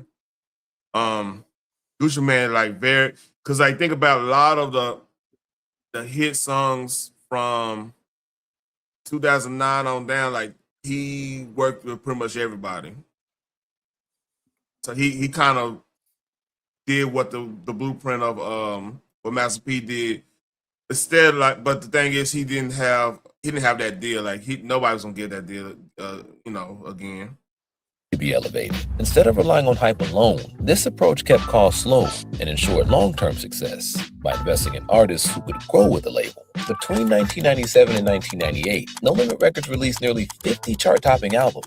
By then, Master P wasn't just in the game, he was leading it. And his next move would further cement his place as one of the sharpest negotiators in the business. The kernel of the motherfucking tank had officially arrived. If you're enjoying this video so far, be sure to hit that like button and subscribe. If you're a man who makes at least $150K a year and you feel self-conscious about your gut I don't care about that. Let me do this. And Under Armour that disrupt entire 80 compilations were sold for the price of one. But Master P didn't stop there. He formed the group TRU with his brother Silk the Shocker and C Murder. Cross-promoted projects across releases and marketed in bold, unconventional ways. For context, cross-promotion is a marketing strategy where 2 or more businesses team up to promote each other's products or services. It works by leveraging the audience or reach of one business to benefit the other. A great example of this would be when you download a game on your phone. You might see an ad or get an offer to try another game for free. This strategy helps both apps reach more people, boost their downloads, and in turn, grow their revenue. By 1997, these tactics propelled No Limit Records, rival Death Row as the ultimate street rap powerhouse, the master stroke. At the time, Death Row Records was crumbling. Suge Knight was in prison. Lawsuits and financial troubles loomed. And the tragic death of Tupac. Oh yeah, another thing he mastered. He never got in. This goes to YouTube. This goes to everything. He never got into a prolonged beef. Like everybody, he had a robbery with Cash Money at that time or whatever. They had like a little in-town robbery thing, but it never got to the point where people were going to jail. People getting shut, getting unalive and whole nine. So it kept a little bit of the intrigue there of like having a rivalry, but it never went all the way left, if that makes sense. Yeah. Shakur in 1996 had destabilized the label. Among the fallout was one of their biggest stars, Snoop Doggy Dogg. 4 years after his debut Doggy Style, Snoop's career had stalled. Frustrated and with the strained relationship with his label and Suge, he was in need of a fresh start. He became the perfect candidate for Master P's next strategic move. He was signed with Still with Suge. Everybody at that time was definitely afraid of Suge. P saw an opportunity where others saw a decline. Suge Knight's imprisonment and Death Row's instability created an opening, and Snoop's dissatisfaction made him right for acquisition. To test the waters, he featured Snoop on Mystical's Unpredictable album, and the collaboration was electric. Snoop's laid-back West Coast delivery blended perfectly with No Limit's gritty Southern beats, creating a buzz fans couldn't ignore. By 1998, Snoop became a regular on No Limit projects, and the rumors started swirling. Was Snoop signing with No Limit? Death Row insisted he still owed 6 albums. Def Jam was circling too, but timing is key, and Master P outmaneuvered them all, cutting a deal that only he could pull off. After a tense negotiation where P came face-to-face with Suge in prison, Snoop's departure from Death Row became reality. He handed Suge Knight $3 million in cash and points on Snoop's next 3 albums. Master P went to go visit Suge Knight in the penitentiary and struck a deal because everybody else was scared of that. And that's when Suge Knight was the monster, the boogeyman. P went to go see him, struck a deal, paid him. Master P saw the competitor's weakness and capitalized on it. This move is a textbook example of what in business is called distressed asset acquisition, recognizing an undervalued or troubled asset and acquiring it at the right time. Snoop Dogg was a major name in hip-hop, but his career had lost its momentum. Think of it as buying shares in a company with strong fundamentals, but poor management. The potential is there. It just needs the right direction to succeed. Master P wasted no time putting his marketing genius to work. By bringing in Snoop, Master P didn't just acquire an artist. He brought in a cultural icon with an existing fan base. Snoop's face appeared on every No Limit album insert. In his label debut, The Game Is To Be Sold, Not To Be Told, hit shelves on August 4th, 1998, just months after the deal was finalized. The album debuted at #1 on Billboard, selling over 800,000 copies in its first 2 weeks, and went double platinum, solidifying Master P's ability to turn potential. That's the album with Fuck Them Other Niggas, I'm Down With My Niggas. That's the album with that on there. That they still play that to this day at football games and everything. Oh, I'd have to hear it to. I'd have to hear it to. I guarantee if you went to any football game, any fuck them other niggas, man, I'm down for my niggas. Fuck them other niggas, I'm down for my niggas. Yeah, that's a football anthem, pretty much. Shit, you might hear that. You might hear that at a fucking college football game. The band will play it. It's iconic. And the profit. Critics may have dismissed the album as a bloated cash grab, but it was far more than that. It was a strategic rebirth, a calculated move by Master P to revive Snoop's career while adding another jewel to No Limit's crown. What was going on there? What drove you to work with Snoop during that time period? I knew Snoop had a lot left in the tank. I looked at it like a used car. Death Row Records ain't know what to do with it. I said, if I get that car, I'm gonna put some wheels on it, I'm gonna put a paint job on it, I'm gonna fix it up. And that's what I did with Snoop.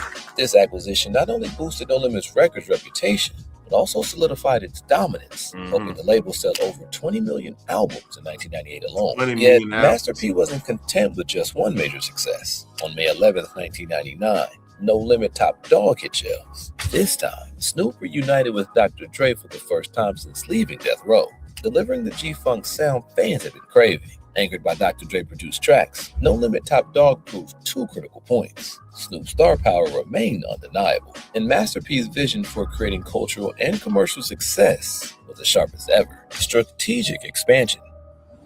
And I'm not just your everyday rapper though. I'm an entrepreneur.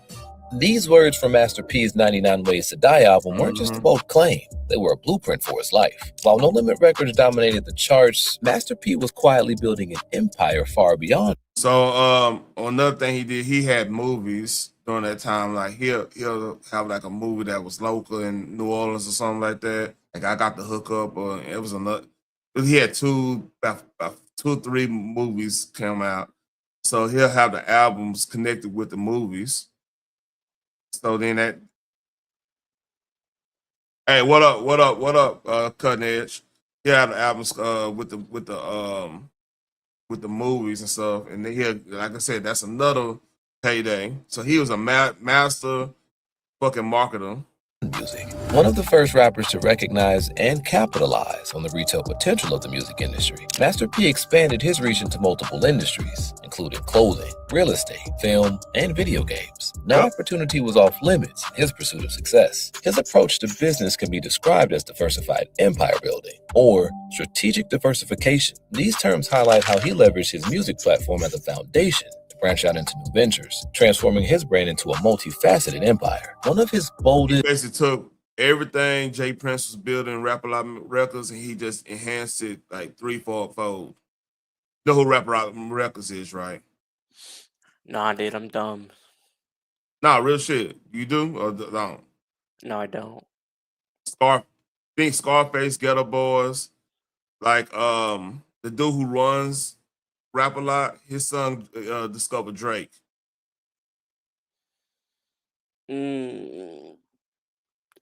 Discovered Drake. Yep. He put Drake on like that first album. Well, you could say Big Step, whatever.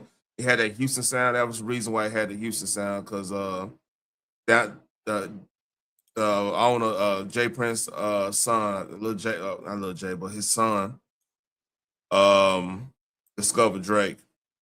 and most impactful moves was the launch of No Limit Films, a direct-to-VHS movie studio that sold millions of copies. In 97, he made his film debut with I'm Bout It, a low-budget straight-to-video release that he directed, produced, and starred in. Made on a $200,000 budget, the film grossed over $3 million, proving his vision and pioneering spirit in independent filmmaking. This success was followed by I Got the Hookup in 1998, which earned over $10 million at the box office, further cementing his reputation. So I Got the Hookup. That was one of the movies that came right after like Friday, because you had a lot of like the black comedies coming out after Friday. Because Friday was like a cult icon, and it was a whole bunch of like black comedies and stuff. That's why like the whole DEI, they like, we don't got a representation. There's always people your age saying that bullshit. We were like, we were thriving. We were thriving, man. Like shit, we had our own cinema, and so if sometimes dollar movie be playing, I Got the Hookup, on special occasions or something. Everybody go over there and that theater make some money because that was like that was an event. As a creative risk taker, but P didn't stop there. He launched No Limit Sports Management in 1999, representing high-profile clients like NFL star Ricky Williams and NBA player Ron Mercer. While the agency eventually that's true. He was Ricky Williams' first agent. Wow.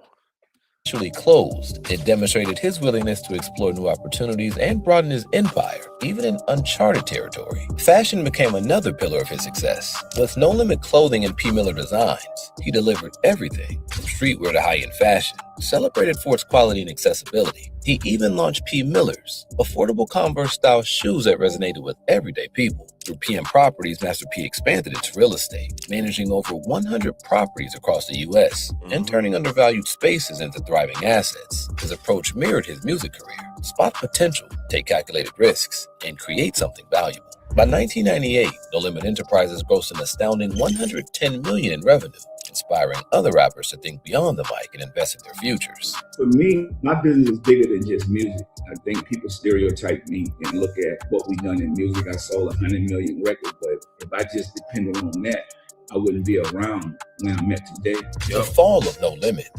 What if instead of designing thumbnails, you could just paste your YouTube link into our AI and it would create scroll-stopping?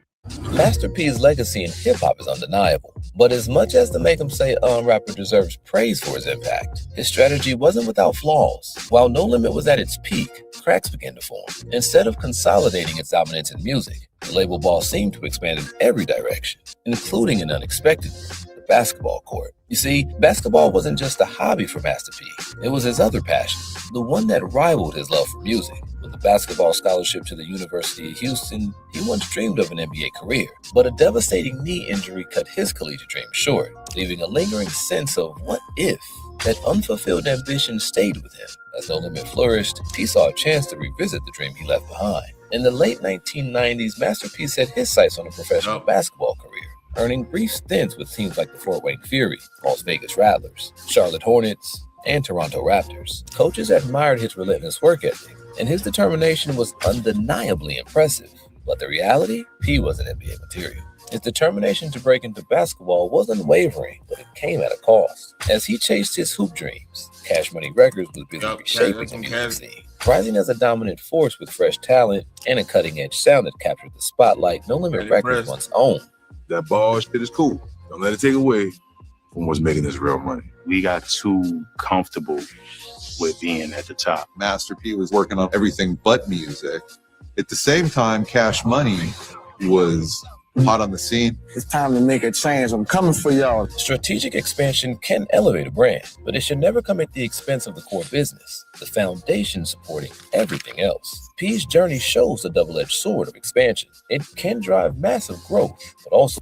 So yeah, basically, with that being said, like shit, P a revolutionary when it comes to the music industry, and that opened up the door for 50. That opened up the door for Lil Wayne. Lil Wayne took that business model to a point. I'm talking about when it comes to like making a whole bunch of mixtapes and everything like that. And a lot of rappers shit. it's like 50 rappers have probably did the same. Similar. I ain't saying the same thing because it's impossible. Same thing. But yeah, get back on this.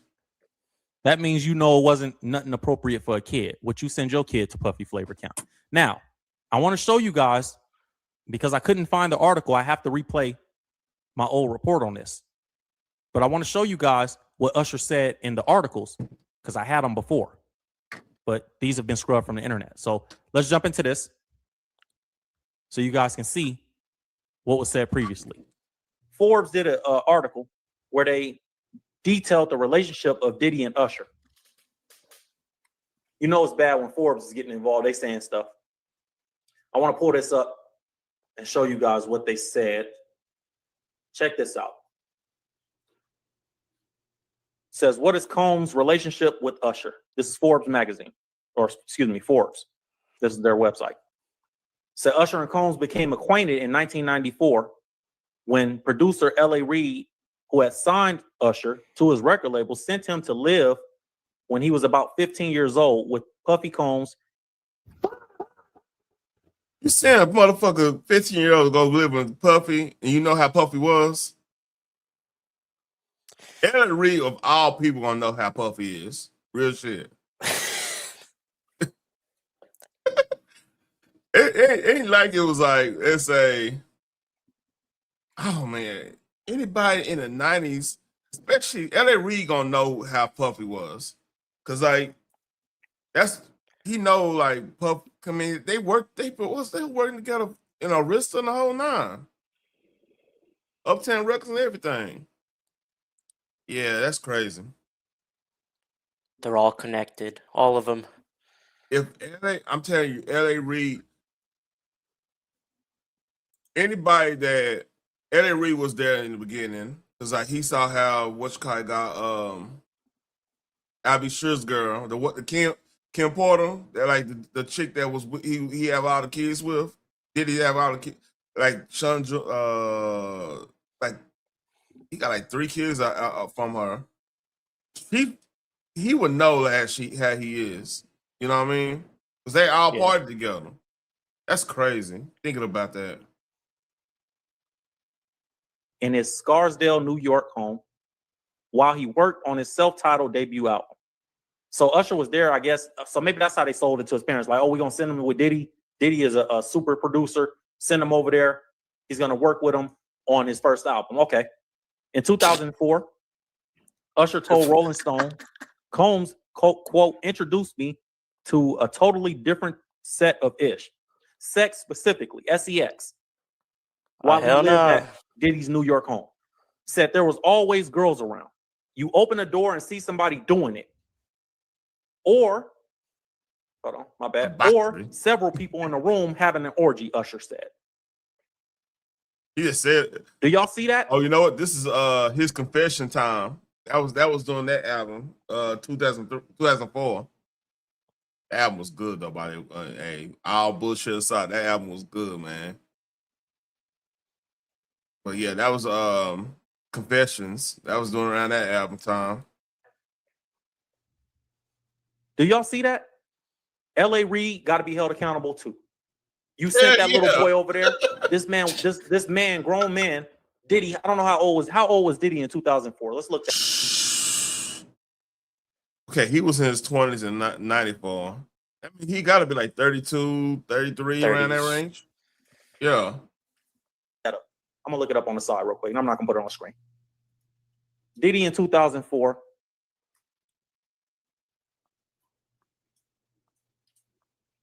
He got to be in his 30s. He was 35 years old. Yeah. Diddy was 35 years old back then in 2004. And he got Usher in there. And he introducing a 14, 15-year-old to sex, being a 35-year-old man.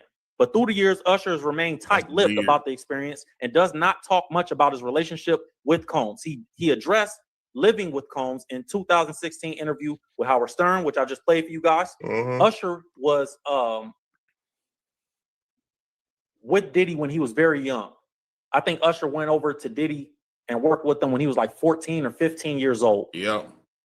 He spoke about that time, what was going on in that house, and he said some pretty shocking things. recently, Usher has been in the headlines about this Diddy situation for his Twitter deleting about 4,000 tweets. And we'll get into that, but I want to let you guys hear what Usher had to say about this situation with Diddy. Listen to this and tell me if this don't remind you guys of Justin Bieber, man. Listen to this. Hit the like button if you just come in. What's up? Justin Bieber too. Forgot about him. Oh yeah. So it's a pattern. Moved to New York City, and I lived with Sean Puffy Combs for a year. That's the crazy thing.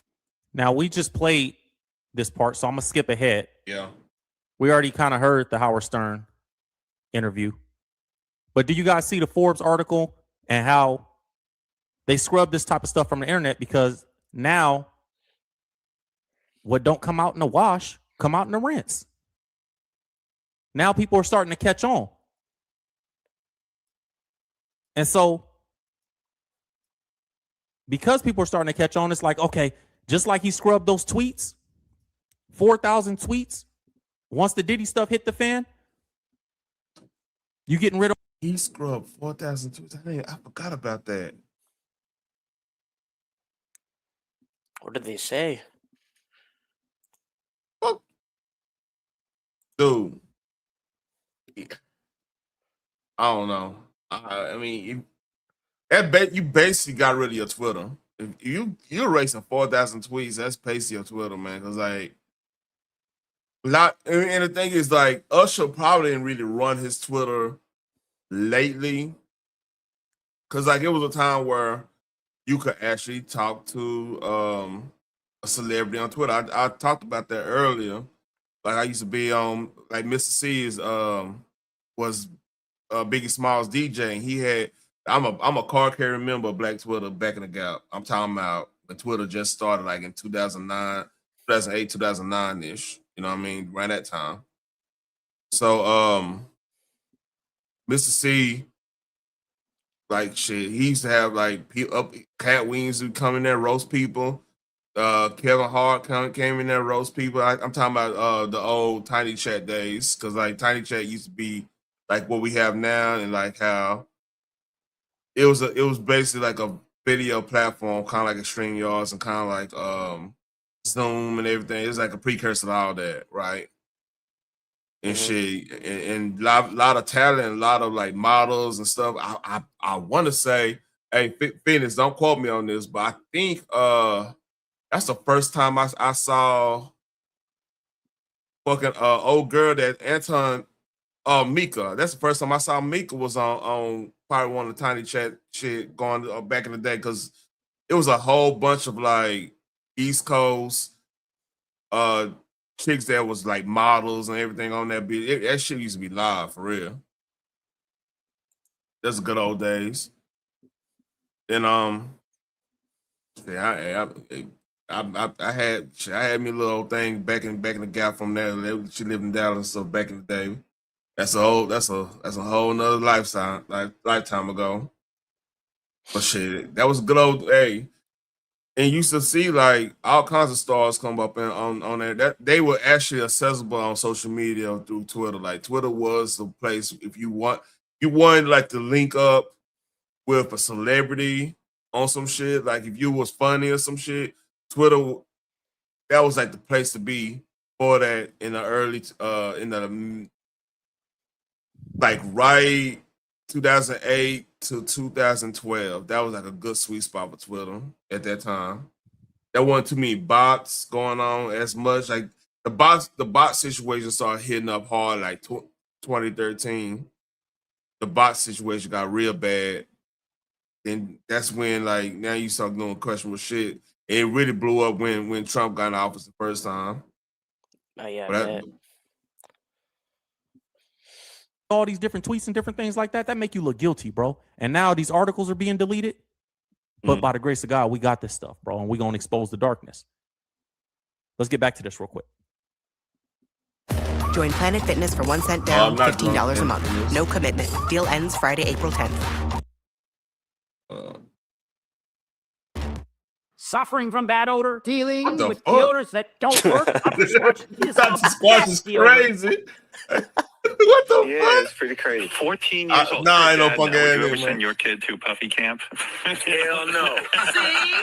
So Usher hasn't commented anything further on Diddy's allegations. I'm about to pull that 2004 interview up from Rolling Stone that he did. It says, so he had a bandage on his hand in 1994 when Hey, yeah, to like, hey, you a fucking motherfucker?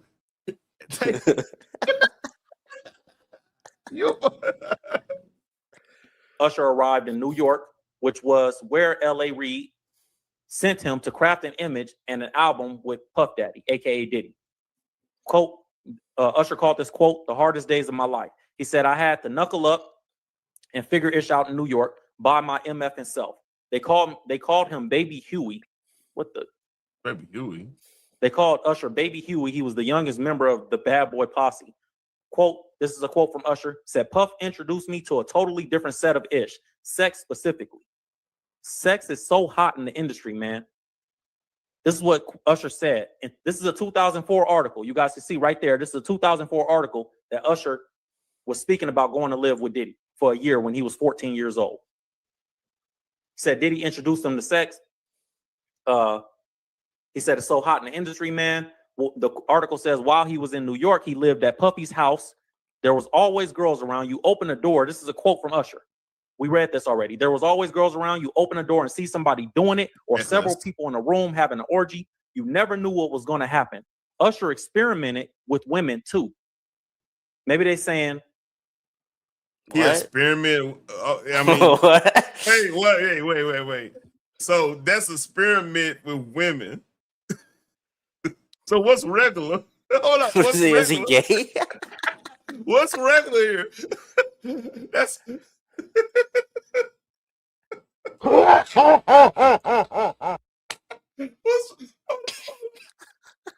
it's supposed to be reversed here. I swear. I mean, I'm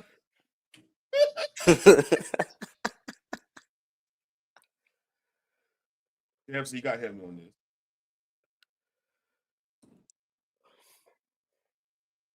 They got an article that he experiment like regular sex. He experiments with women. Say, hey. I'm sorry. That it ain't supposed to be this funny, but it's funny. All right. Usher not he experimented with men and women too. What? Oh my! I gotta prepare in full context. Room having an orgy. You never knew what was going to happen. Usher experimented with women too. Maybe they saying Usher not he experimented with men and women too, meaning also, but maybe they saying he saw it and he was experiencing, he was experimenting with. Nah, they didn't say that. Will, come on, they didn't say that. They say he was experimenting with women. Like that's like a science project. What the fuck? Like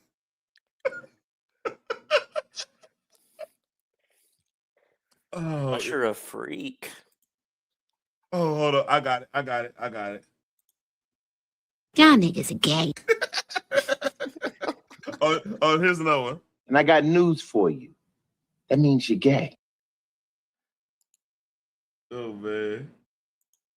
Oh shit. Oh my god.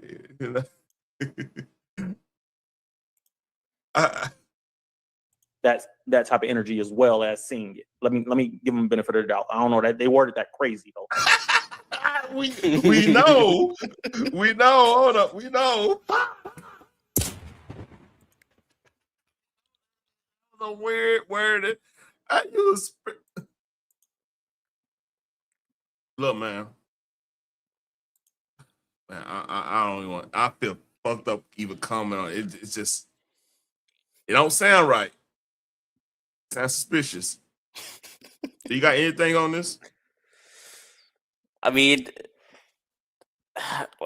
we know how Diddy is. I mean, it wouldn't shock me.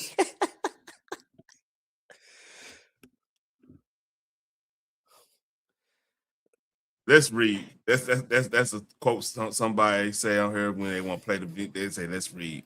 It's an inside joke. So They worded that crazy. Usher was experimenting with women too, but he says he didn't actually consummate until he was 19. Strange, but I never busted a nut before then. He says, I just do it until I could tell the girl was feeling good, then I stop. So he said that he ain't never.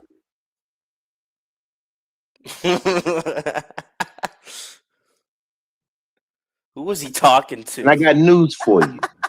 That means you're gay. Y'all niggas are gay.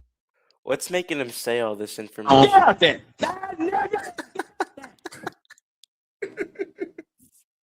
So hold up, they're making shit. They say he never experienced. I ain't want to say the shit. He just do it until they feel good. And dude, man, no. That means you're not getting excitement out the shit. I mean, that's not how the anatomy work. Oh shit. Oh man. No wonder they scrub their shit off the internet. That sounds crazy. You got anything before I play this? Go ahead. He ain't never bust, but he was doing it at Diddy house. Come on, bruh. Why you admit that shit? He's right here. I'm not making this up, bro. This is a Rolling Stone article from 2004. He said, strange, but I never busted a nut before then. I just do it until I could tell the girl was feeling good. Then I'd stop. Humiliation ritual. This is crazy, yo. No. Oh no, you're not supposed to talk about this. You're not supposed to make.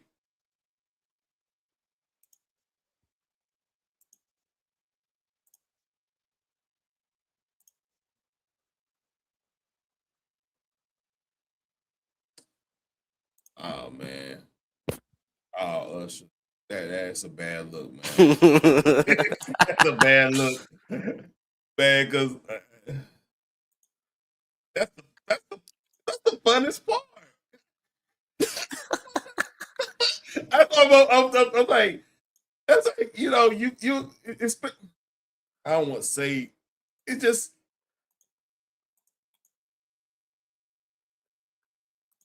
hold up, I got something.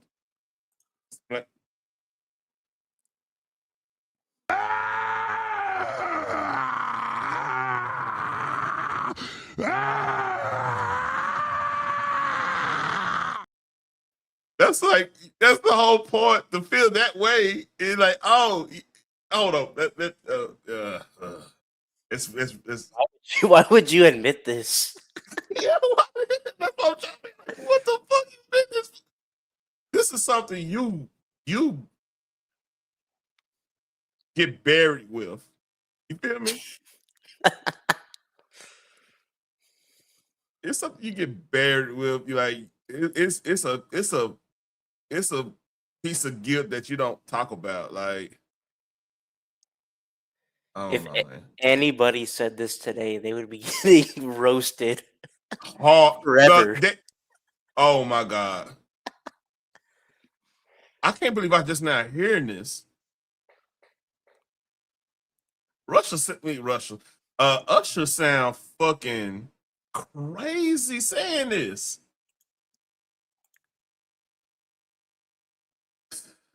I'm almost done. It's crazy. Insane. When you start researching what's actually been going on for all these years, that's 2004. Usher said that, man. 2004. When you start realizing, like, okay, this has been going, weird stuff has been going on for decades. This is why Diddy felt so empowered. Yep. Mm-hmm. And then when we hear the stories about Diddy and Justin Bieber, now it's like, okay, this ain't so crazy. He did this with Usher before Justin Bieber. L.A. Reid brought Usher to Diddy. Usher brought Justin Bieber to Diddy. And that's just what it is. So Usher just kind of exposed, even when he was a kid, they was doing exactly what. So Rolling Stone been knowing about Diddy. If nobody else knew, the people that. That's a good point. That means the media knew. Of course they knew. That's a good point. I mean, of course we knew this, but like, how Will is on something right now. Work for Rolling Stone knew what Diddy had been doing since way back then. They did the article. How do you hear because Usher was still relatively young at that time. How do you hear when this kid was 14, 13, 14, 15 years old, he was at Diddy's house and he was sleeping with grown women. Diddy was exposing this kid, this baby, this child. Yep. Do y'all have 13-year-olds? Y'all know how immature they are? They're kids. And this Usher at 13, 14, 15 years old was being exposed to orgies, sleeping with women, but not, from Usher's quote, not able to bust a nut yet. But hold up. So hold on. This is another problem I'm having, right? You weren't able to do that till you was 19. It's just crazy. That sounds so fucking crazy to me. I don't know. Yeah, I don't know, man. See what else Sounds pretty homo-y. Yeah. You see his prank? I don't know. I posted it. Watch this prank. I'm done with that. That shit weird. But hey, this prank is hilarious.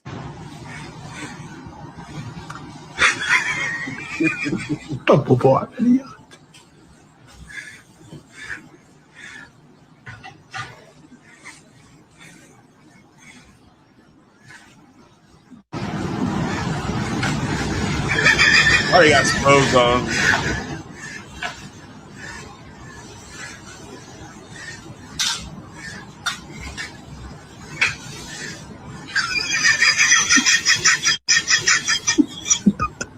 How's he not awake? He drunk out of his mind. Oh, okay.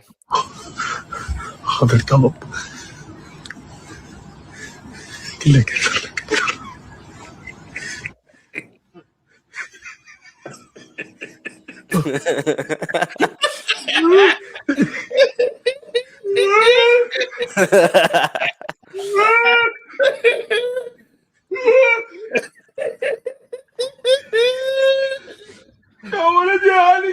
I don't want to die. Stop!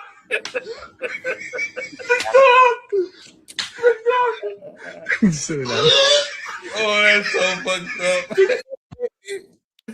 Oh shit. That's an April Fool's for your ass right there. I played this earlier too. He's a good father. He is, and he has the best intentions for you. His plans are to prosper you. Yeah. Bring you to an expected end, but your life does not. Oh my God. Oh my God. Bruh. We gonna keep this? Nigga. I can't even reach it, bro. This is beyond embarrassing. Bruh. What if you just having a dinner with a decent looking lady and her wig just falls dead off her head in mid conversation?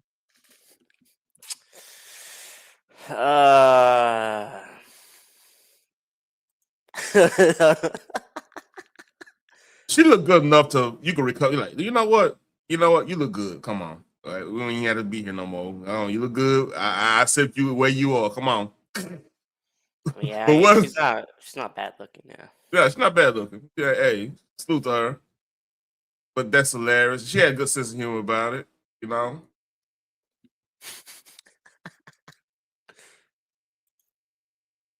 But could you imagine that happening? You like you just gonna have to like, oh, you would probably choke on your food seeing that shit go down.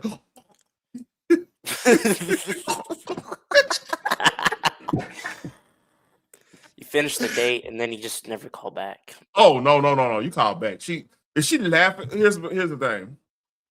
If she laughed at, she has some self-deprecating humor about the situation. That's a keeper. That means like, look, you can always. Remember when we were having that good conversation? Your wig fell off. But like I said, you can laugh that off, man. Like that's sad. You can save that. You know what I mean? Yeah, that's a lifelong memory right there. Yeah, but like I said, like as long as she's laughing at it, and as long as she's not getting mad at you for laughing at it, oh, that's a keeper. And just to remind everybody, you know, Easter's this Sunday. Oh God. Oh my God! Jesus Christ! So stupid.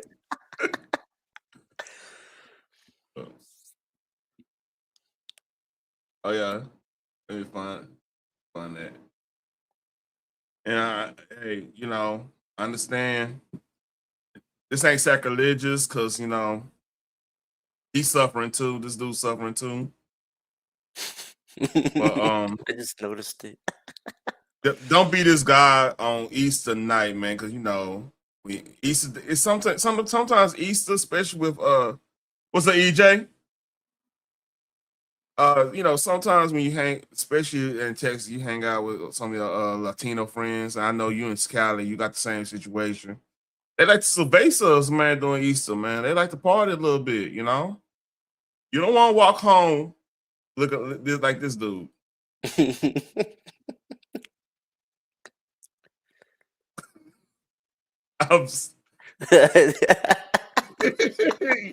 Cervezas, you will be thinking about, hey, you're like, man, I'm about to give my life to the Lord and everything.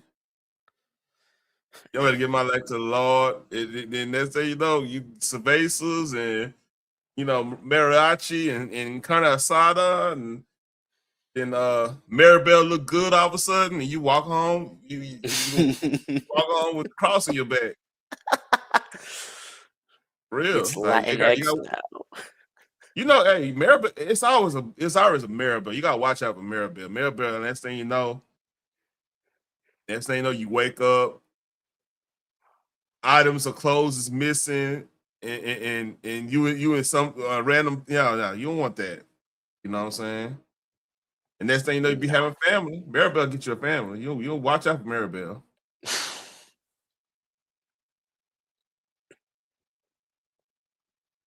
Now this is a good prank. We talking about April Fools. This is a good prank. So, Keith Sweat was I think he was his 65th birthday or something like that. This is what they got him on his 65th birthday.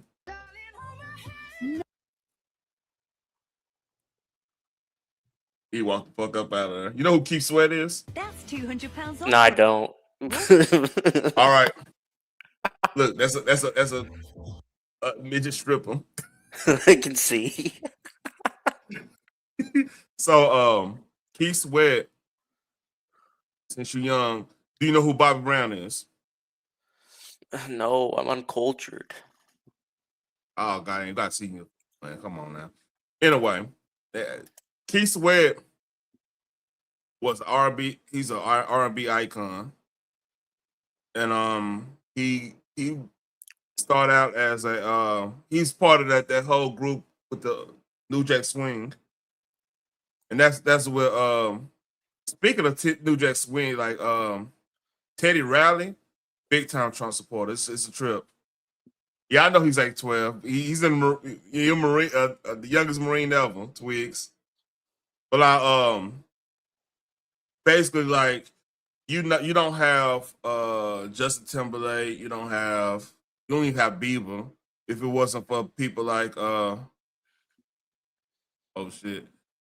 if it weren't for people like Keith Sweat and Bobby Brown and Teddy Riley and all that stuff. So like he's legit like a R&B icon. Nothing beats a jet You saw this holiday. like, what the fuck? Right Yeah, now, I'm to go. £50 per person. That's £200 off for a family of 4. We've got. He get the fuck out of there. I'd stay. I would stay. I mean, who wouldn't, right? Yeah. So I brought this up earlier. Jada. Oh no. Jada talking about Will again. Let's hear. So are y'all living together? It's just this beautiful connection. We will. Look at that. Not right now. But you will. Yeah. Oh yeah. That's Why do you say that with such clarity? Because that's what it's gonna be. That's where it's headed. Yeah. And you both know. are on that page. Yeah, and but right now I really do enjoy my space. Yeah. I've been living alone. I am my mother's only child. Yeah. Right? And so having this time that I've had to myself has been fantastic. Yeah. Just to get to know me, even to have my house exactly how I want it. I don't have to be like, well, what color do you want this wall? You know what I mean? I can just do it. You're the chooser. I'm the chooser. You're the chooser. Right. So when you imagine your life back together, because I'm sure you've seen it, how does that look to you? We don't know yet. You'll build that. We'll build that. And it'll be something new. So Every This time one, they he- open their mouth, it's like a humiliation ritual for that whole family. well, this is what he's doing.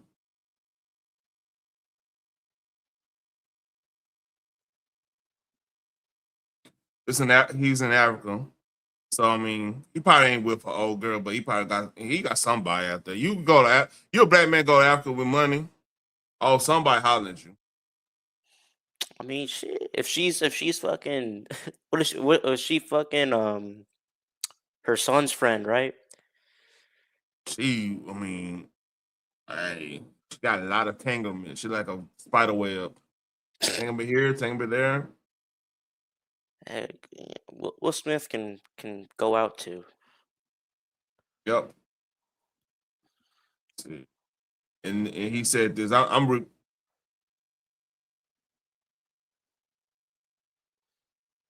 Man, that's it. He really wanted to. Man, look, Twigs. We talked about that. That shit like goddamn fucking Carthaginian like ruins from the fucking 6th century or some shit. You know what I mean? So he actually had a good point though. The GOAT relationship advice for me is that it's impossible to make a person happy. Don't even play the game, and don't try to have a person make you happy. That you have to discover your happiness and cultivate your happiness on your own, and they have to cultivate theirs on their own, and you come together sharing the happiness you have versus trying to get happiness from them. That was a big one for me. The retirement from trying to make people happy. And all my relationships got better. And I'm gonna keep it a buck. That's some wise ass fucking words. Cause think about how many motherfuckers out here, men and women, trying to make the opposites happy. I mean, this guy shouldn't be given relationship advice.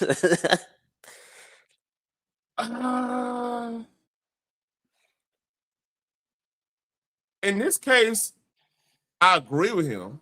Like, yeah, I understand what you're saying. Like, he got probably the worst relationship situation out of probably a lot of stars that's public now. Key word, key phrase, that's public. You know what I'm saying? Yeah. But like him saying, hey, don't try to make anybody, the happiness got to come from within. That's not bad advice. That's actually sound advice. And I can't disagree with him on that. Like, everybody gotta find a peace somewhere, then like you should be able to enhance everybody else's happiness if they happy too. That's how it's supposed, because it could work both ways. Like if you expect anybody to make you happy, you're never gonna be happy. What up, Mondo? So hey, that was actually good words from Will though. Real shit. That was actually pretty decent words. I know what you mean. He's like a bad messenger for it, but that message actually makes sense. And he just got, and hopefully he lived by it throughout. Like, personally, like shit. I hate to say it like this, but like,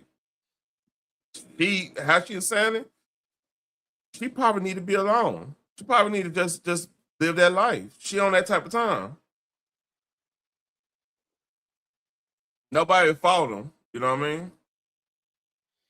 I mean, I guess it would be like make yourself happy, but also make your your girlfriend, wife happy too. Like it's both ways. I would say this, like, don't actively participate into making that person miserable. This might be the other time. Cause like when you get like you just standing, you probably don't like you just standing on something on like your value, your belief, and it don't matter. This some game for me because I my wife is older than me. It don't matter if she older or younger. Like there's something innate in pretty much a lot of women that they do seek guidance from their man or whoever male in the family or whatever. They do seek guidance where they actually need help and all that stuff.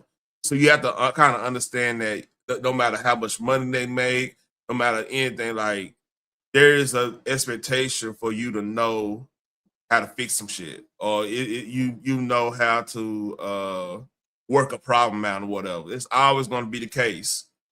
So, with that being said, like maybe it's not our job to make them happy. It's our job to be stern and fair and be that steady hand on the wheel. You see what I'm saying? Because sometimes with we that steady hand on the wheel, they'll figure out, okay, he's not participating in my misery right now. Maybe, and he keeping calm. Maybe I need to look at this with a different eye and work it out, and then maybe ask him for help when it's something that really challenging me type situation. You see what I'm saying? Yeah, I do. Because think about this, like let's say you get with somebody, right? And you've been pretty much a regular dude. You take care, you help somewhat with the chores, but you the things that you really do is you fix shit up in the house. You make sure the cars are washed and gassed up because girl, you don't want your old lady gassing the car up because that's where the creeps at. A lot of chances. That's where they looking for those women at the gas stations or at the by themselves at the store. So they got the traffic because all kinds of crazy shit, especially in Cali, Texas, and stuff. So you kind of want to be that steady hand and that protection because that's really what they want. They want that stability and protection.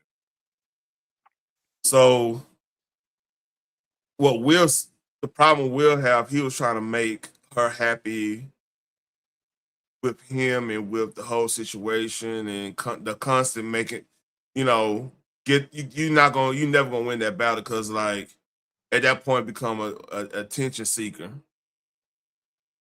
And that shit nobody tells you about. Like, if you placate to if a woman's miserable or not all the time, it started to be okay. I'm gonna be miserable just to get that attention. Because if I'm not miserable, he's not gonna give me that attention. It'd be something like that. So you gotta be real careful. You gotta be able to know when to give space, know when to show grace, know when that's a rhyme, that's a bar. Know like maybe you need. Sometimes you gotta say, hey, you need to shut the fuck up. You tripping. Sometimes you gotta say that. That's not. It's like military.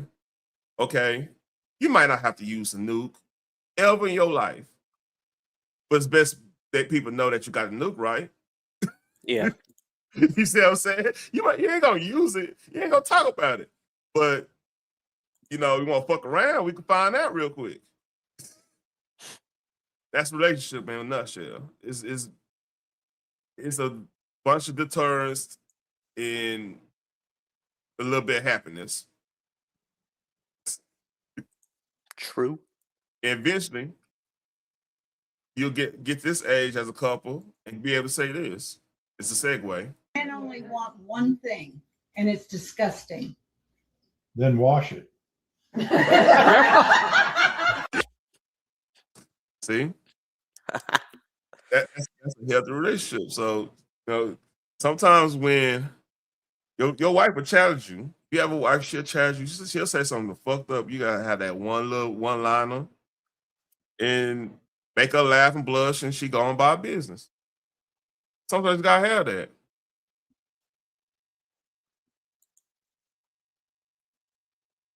And speaking of Usher and Diddy and all that stuff, I think this I saw this.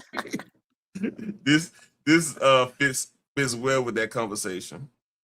With these signs that said, "We are proud of our gay son," and so I was saying that's an odd thing to be proud of, because it's not an achievement, it's not like something you work all your life to be gay or anything like that. And I just wondered, I had a hard time believing that these 50, 60-year-old men are actually bragging, at work like they're, "Hey, Bill, my kid, oh my God, we're proud of him, Johnny. He graduated from Harvard, the first in his class, you know what I mean? Now he's articling over at a law firm, and oh yeah, he loves cock." This kid. I remember with his ass. He can't get enough cock in his mouth, his ass. This kid's always cock. I got a picture of the boy here sucking another man's cock. I want to show you. To watch the maturation of you as an artist, to realize it took you 9.5 minutes to get around to the sucking cock stuff. It's beautiful to see you comfort. That's bad. I remember I watched that live. Once upon a time, when my mama had HBO, and she's on the phone with my dad when he at work or whatever. I used to watch a thing called Dennis Miller. And Dennis Miller, I didn't know what the fuck he was saying because he used to use all the big words. He was like a thesaurus. Every big word ever.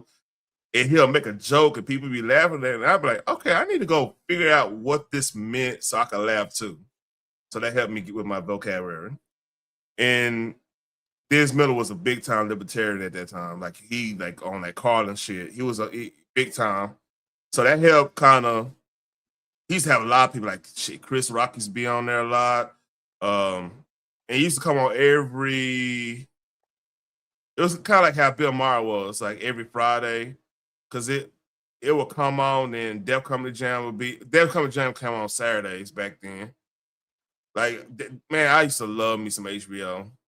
I was brown, I was young, so I didn't even need to be watching none of that shit, but it helped me understand the world because he used to roast the shit out of Bill Clinton. And that's the first time I heard about like the Clinton death toll or some shit. He was one of the first people who was making fun of that, which is fucking crazy thinking about it now. But Norm Macdonald, man, like R.I.P. to Norm, man. That yup. You ain't getting that type of comedy anymore. Oh, this is hilarious. Speaking of that, so apparently, Orgasm cult.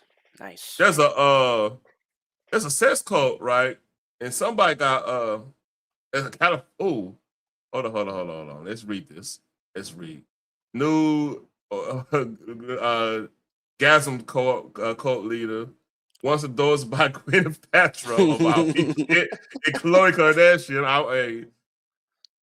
Now faces 9 years in prison for coercing employees to have the booty clap with the clients. Okay, I'm not pronouncing her last name. I don't know what the fuck that is. They Is it don't. Dodoni? The Donnie. Dakota Donnie. I just said that because it sounded like she might be on some Italian shit. 58 is the founder of One Taste, a focused women's company. Oh shit.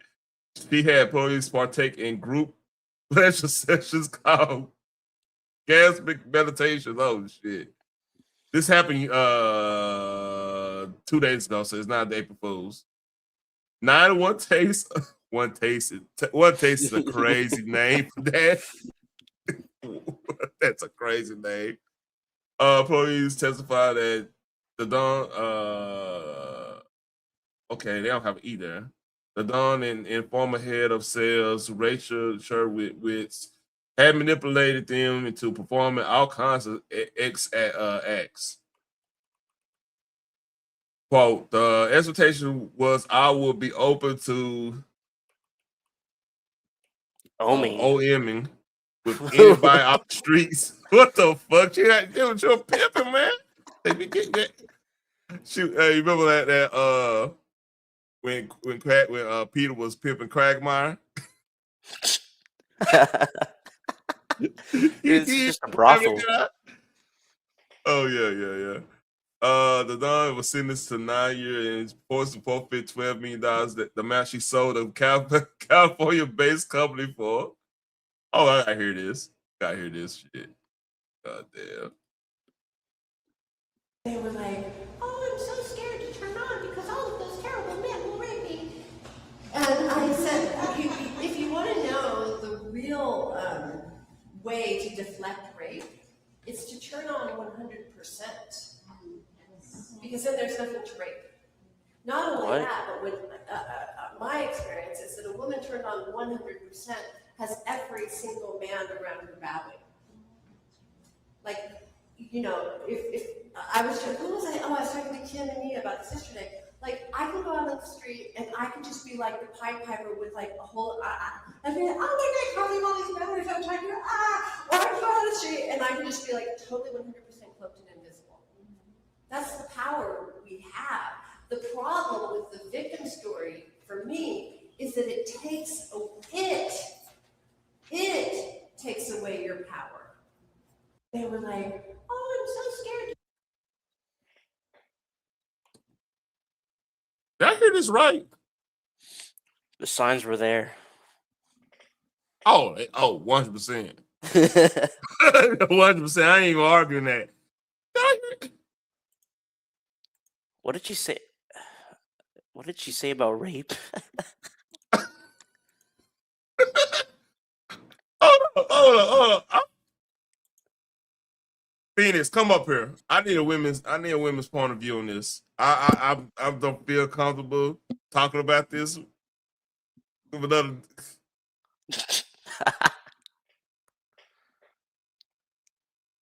I'm gonna play it one more time. They were like, oh, I'm so scared to turn on because all of those terrible men will rape me. What?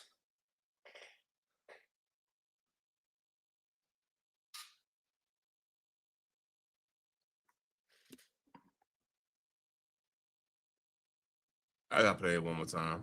They were like, oh, I'm so scared to turn on because all of those terrible men will rape me.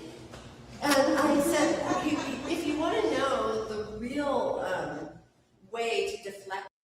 I need you, Phoenix, on this one.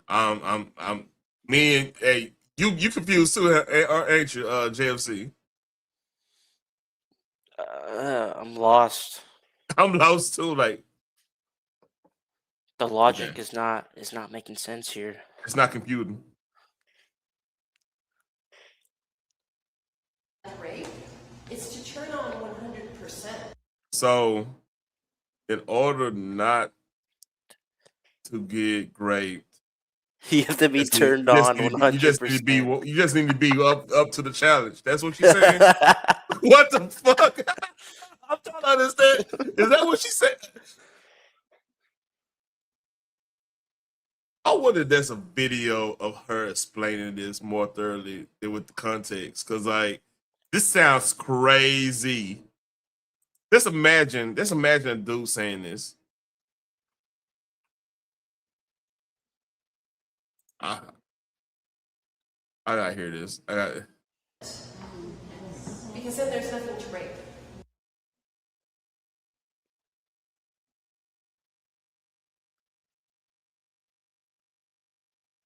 She meant that shit, didn't she?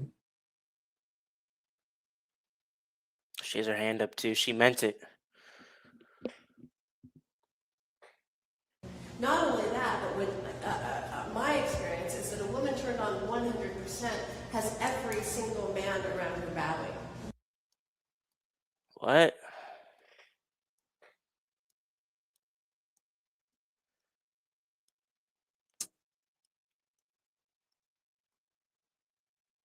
So I have nothing. I have nothing I could say with my face on the camera saying it. Let's go. This is I've never heard a woman talk like this. It starts rape, but it also stops rape. That's what she said. Okay. So basically, go enjoy it. That's what she said. Yeah. Oh, that sounds crazy.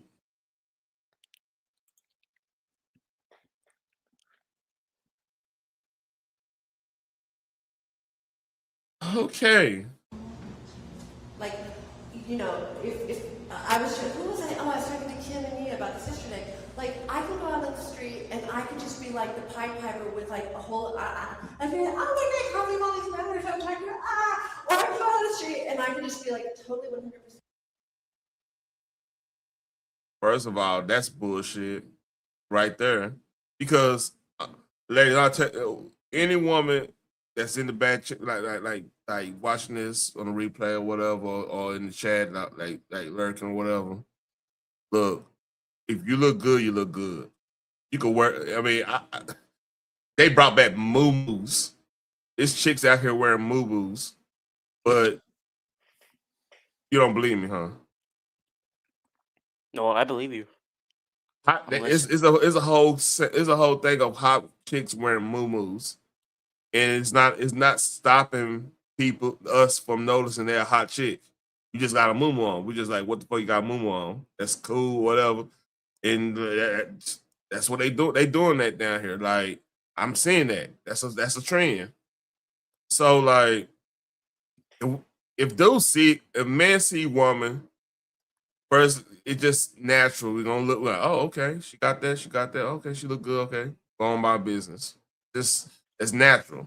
That's what you call like nature. But her say, "Oh, I'll just be invisible." Nah, if you look good, you look good. Even if you're Kruger, you look good, you look good. Now you might not get approached or anything like that because Me Too and y'all scared everybody. But people gonna still look at you. You're not gonna be invisible. That's just dumb. Anything on that? Nah, you're right. Cloaked and invisible. That's the power we have. The problem with the victim story, for me, is that it takes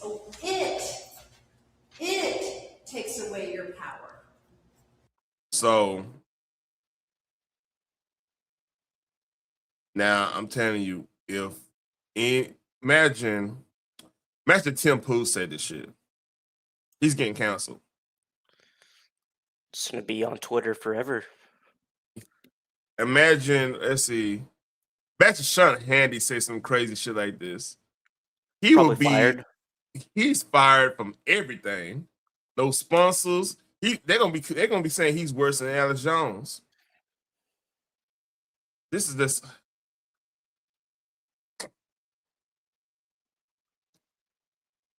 I'm waiting on Phoenix. I got a couple more things and it's two. I've been on 2 hours. Okay. Yeah, I'm waiting on her to come up. Oh, here she go.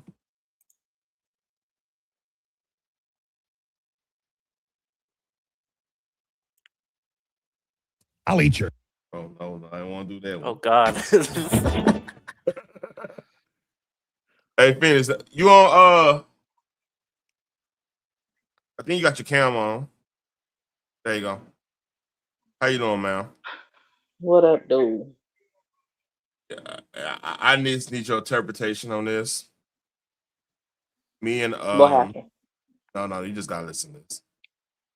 Let's read. They were like, "Oh, I'm so scared to turn on because all of those terrible men will rape me." And I said, if you want to know the real way to deflect rape, it's to turn on 100%. Because then there's nothing to rape. Not only that, but with my experience is that a woman turned on 100% has every single man around her bowing. Like, you know, if I was, who was I? Oh, I was talking to Kim and Mia about this yesterday. Like, I can go out on the street and I can just be like the Pied Piper with like a whole, I'd be like, oh my God, calling all these members I'm talking to, or I can go out on the street and I can just be like totally 100% cloaked and invisible. That's the power we have. What the hell you got me listening to? Look, I didn't. That sounds like a bunch of fucking gibberish. I can't make out nothing she talking about. So me and JFC, we were. I was going through a story about she's in jail. That's so. This story about this old cult leader once adults by Glenn Paltrow and Khloe Kardashian now face 9 years in prison for coercing employees to have sex with clients. So I was going through the story, then I played the video that was there. And the video, I'm like, this is crazy saying, because I've never heard a chick talk like this, number one. Like, it's crazy to me. I just like, man, maybe I'm tripping. Maybe I'm just being a dude. I don't know. Help me. Because we were confused. What am I supposed to help you with exactly? Because, again, none of what she said made sense to me. I heard something about, oh, you screaming grape of da. First of all, that ain't nothing to just brush over.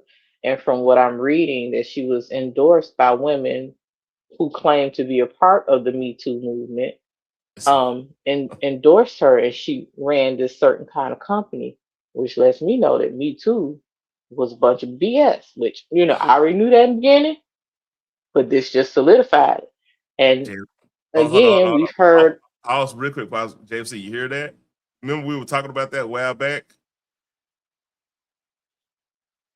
Oh, he on mute. Never mind. Go ahead. My bad. Go ahead. You make me sick. And then to top that off, it's just we've heard over the years that there are certain women who actually service celebrities and people actually is running a company specifically for that reason. So I'm not understanding what you want me to say. Hey, you know, man, that Nexium. This sound a lot like that Nexium cult they had over there too. That chick that I think she played on Smallville, not Smallville. You know what I'm When talking they say about? the casting couch, it sounds like she was encouraging folks to be a part of the casting couch. So a lot of folks got to where they are because they actually did what was required of them to get the part. Auditions and everything is great. You have to fit. You have to have the talent, yes, but you also have to go the extra mile. And it looks like they were training folks to do such and how to do such. So I don't know what it is that you want me to say. Ain't nothing else to say, man. That shit crazy. And you heard about the Will and Jada thing? Like they're not living together. We've been through that. Will traveling. He living his best life. Living my best life. Yeah, he just came out. I think it was on the Discovery Channel where he was going from North Pole to South Pole, and He did a whole documentary on that. Plus, he was shooting movies on location, and he been all over the damn world. His Instagram is full of stuff. We been knew they weren't living together. So yeah, and did you see this video of what they found in under their bed at the hotel? No, what was it? A snake? It's a particular snake. Python? Oh, they found. Oh, okay. Well, that's enough for me to get the fuck on and check out and sue the hotel later. Because what the hell? Let's read.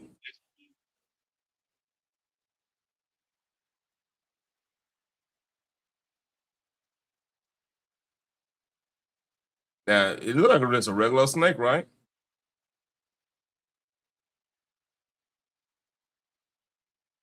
No, that does not look like a regular snake. At first it does. Look, you want it, I guess it's because I'm. So you just gonna hold a fucking cobra?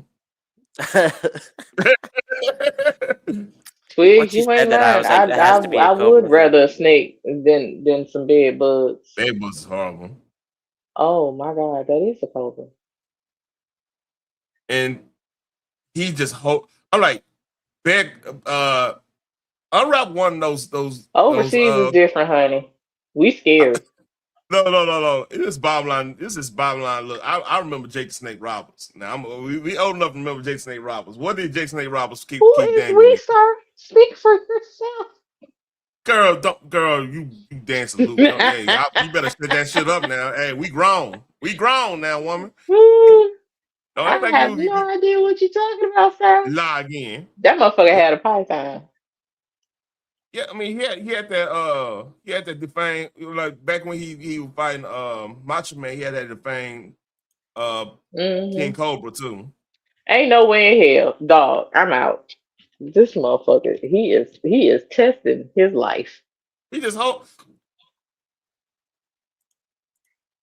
And they take you are not the snake tamer. Where is the little container that you put the motherfuckers in when you start to blow on your flute and hypnotize they ass? Like, man, I need one of them in the room. Put that motherfucker in a pillowcase, and you Jake the Snake Roberts now. Listen, that is a lot. Like I said, I be done checked out. I'm taking a video of this. What the fuck I found in my room, and I'm suing the fuck out y'all. This motherfucker right here, look. Because my life was in danger. If I'd have fell asleep and not discovered that motherfucker there, that is lucky he doesn't spit venom. For real, because he done tried to strike his ass a few times. Couldn't be mean. And he just keep playing with it like that shit is normal. Oh shit. The twigs be on it. Oh shit. Hold up. And if there's one, there's another one somewhere in there. Yeah. Hell nah. Hey, look. I'm like, man, yeah, I need a receipt. I mean, I need a oh shit. Ain't no way in here. Like, no.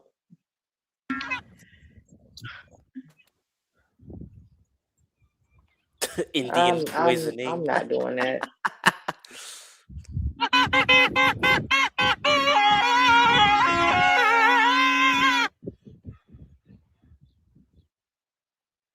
Why you? Because the cobra just bit the fuck out of his ass. Why is he still able to play? He blowing that shit like. Yeah, y'all way different over there. Not me. Hey, look. Hey, JFC, you keep us safe so we won't have to deal with that shit. All right, you Marine, you make sure y'all whatever mission you a part of, you make sure you do it right so we don't have to deal with this shit. Fuck that. Nah, I'm not going to India. I'm good. Oh, you on West Coast. If India start fucking up, you going. That is true. That is true. Yeah, You a good one, sir, because I'm not fucking with no Cobra.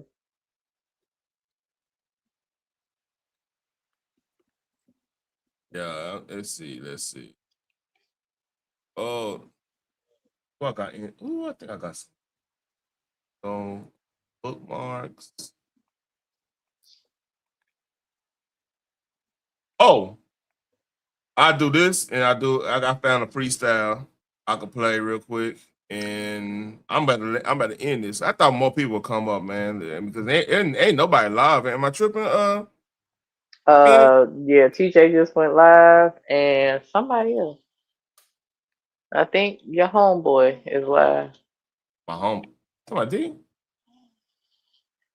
No, I don't know your homeboy. your homeboy from Dallas. Answer. Mm-hmm. Yeah.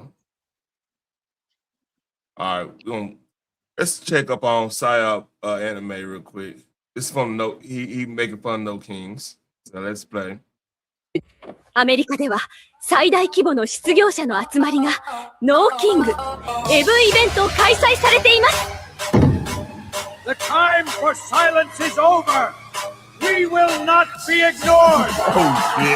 Let me thank all the organizations that have made this great event possible. Not Bernie Sanders. What's up? Bernie Sanders. he saw speaking CCP gibberish. 一个没有仇恨、没有国王的行动将决定未来的样子。一个没有仇恨、没有国王的。なんという戦略だ。精神的な病を武器化する。That's supposed to be Elizabeth Warren. ジョージ・ソロス。No Soros. No Soros. Uh-huh.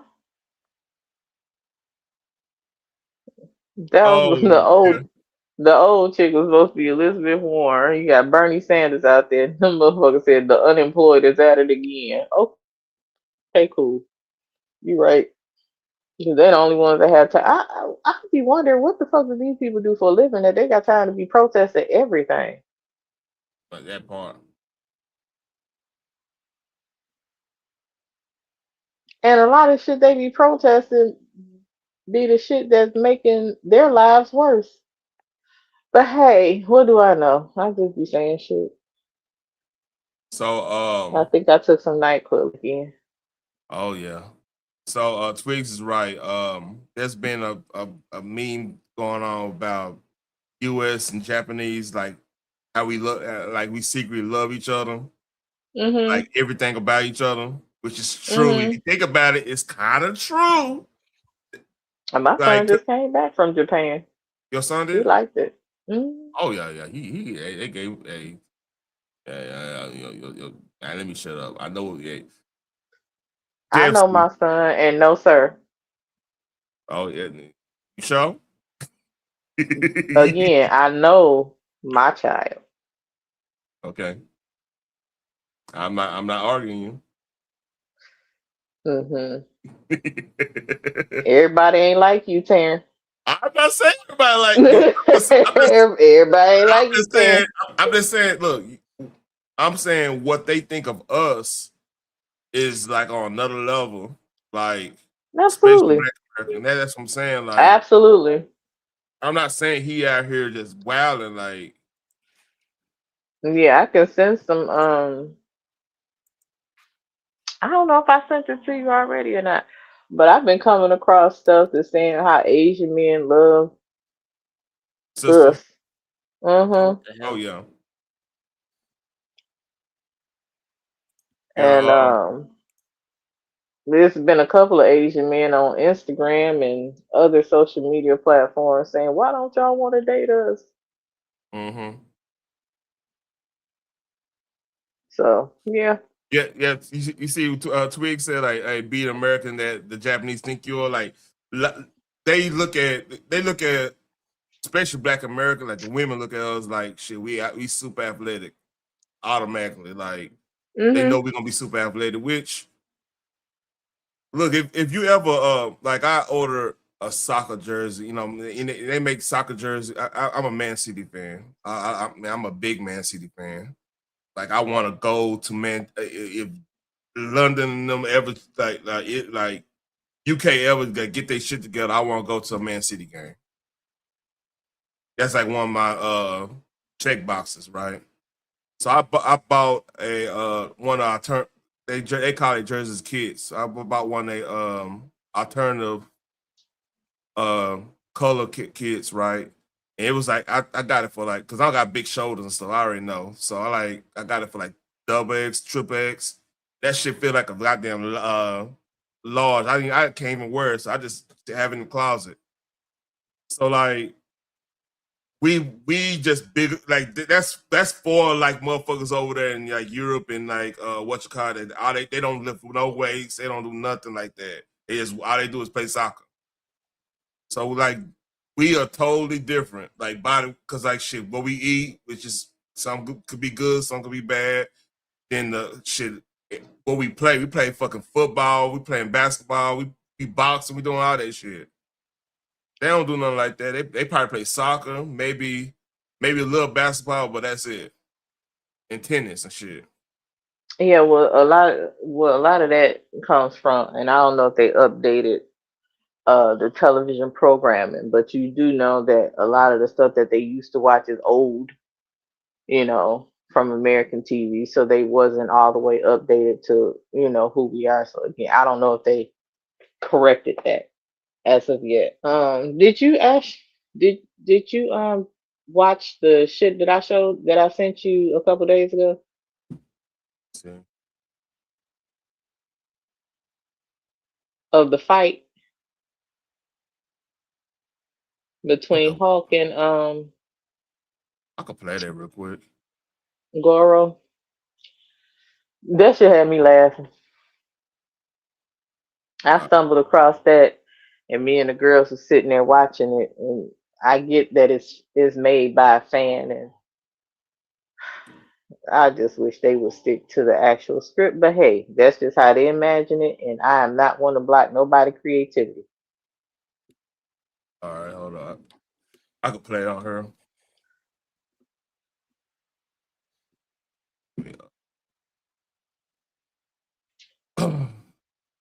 I'm surprised no more people didn't come over here. It's cool though. I thought I seen Armando in here earlier. Yeah, Armando was here, but like nobody hit the Oh, link. you talking about hit the panel? Yeah, I was just going to random shit, man. Like, because I thought people, I'm really with the bullshit today. Oh yeah. All right, so I think there's supposed to be a play on Werewolf Hulk. His get up on there. Am I tripping? Mm-hmm. Yep. All right, let's play. It's 9 minutes. Shit. Okay. This is pathetic. You don't deserve to share the arena with me.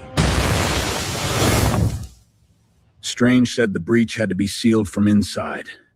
It's He Mark forgot to Ruffalo. mention the gate would die behind. What's up? Said it's Mark Ruffalo. Yeah.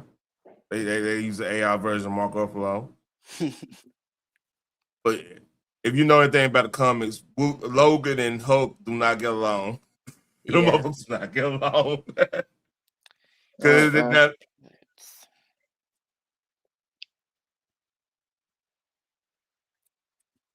you stream to your 1,000 views, you fucking like, all right.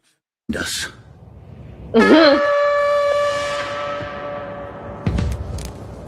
Wait. If you want answers, follow me. That depends on whether following you gets us killed. Stay out here and it kills you slower. The arena sees everything.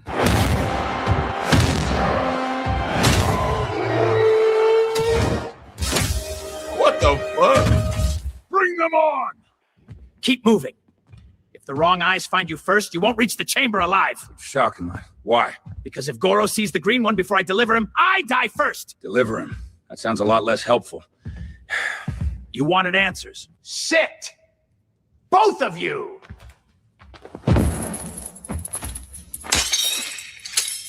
I know. Don't snap it yet. Play along. If they think that thing means something, let them keep thinking it.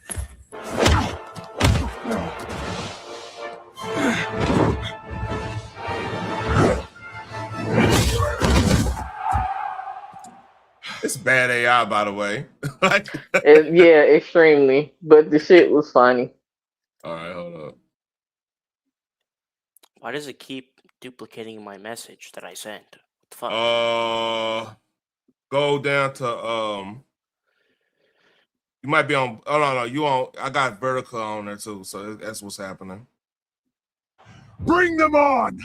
No one defeats me in my arena! My lord! I have found a warrior you will want to see! Then why is he not already bleeding in my arena? Because this one is different. I thought you would want to judge him yourself. Put him in the ring! I want to see how good... So number one, here's the problem with this. Goro ain't running shit. It's Shao Kahn or whoever running that shit. He just talking. He ain't talking like that. On your feet. The king has chosen. Guess that answers who they brought us here for. Easy now. No chains now. Just walk. Still playing along. For now. The greener one goes down. The other one waits out with the crowd. Not a cage. A view. Play along. I'll be watching. Now let us see what he has!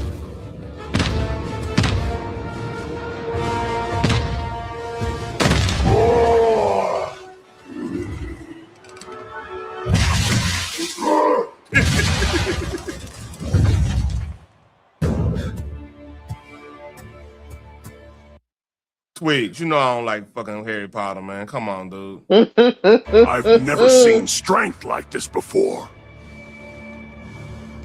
Send in another!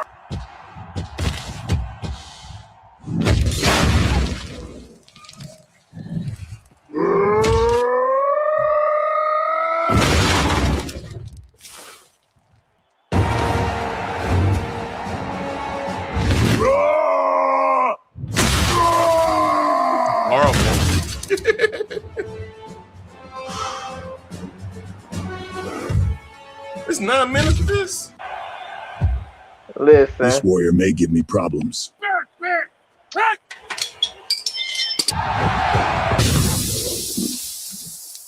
Now it is time It gets to face interesting. What's up? It eventually gets interesting. But this shit was funny to me. That's why I sent it to you. They threw a lot of stuff to the wall on this one. Yeah, that's why I was like, what the hell kind of shit is this?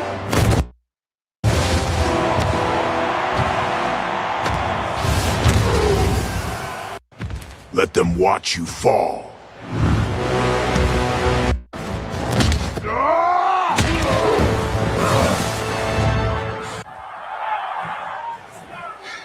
Looks like your buddy's getting his ass kicked pretty good. Big green monster ain't big now. No. Something isn't right. He doesn't get beat like that. Not Hulk. Was it? By the way, you know this Wolf Logan like real short. He's like 4'11".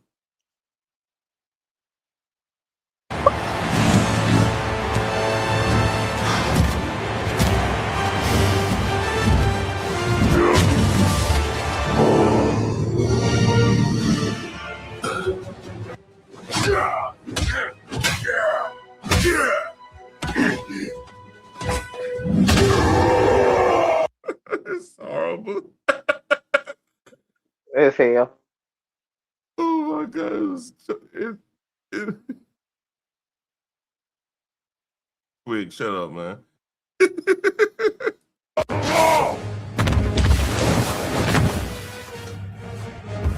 I expected more from such a mighty green warrior.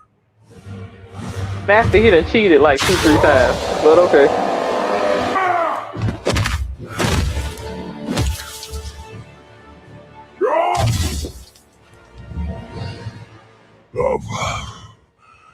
He should have been significantly weakened by now.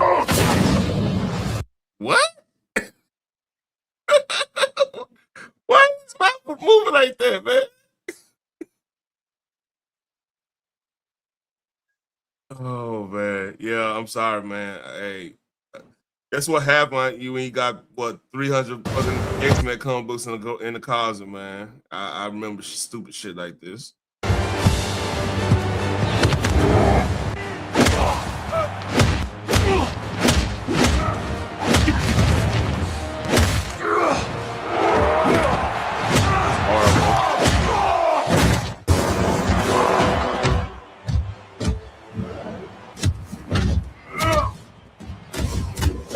They're not even touching each other.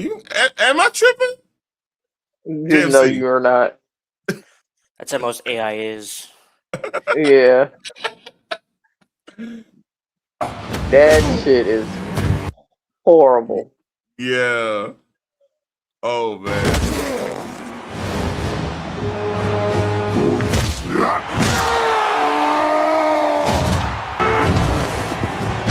Okay, he headbutt him, but why is he falling like he's about to die?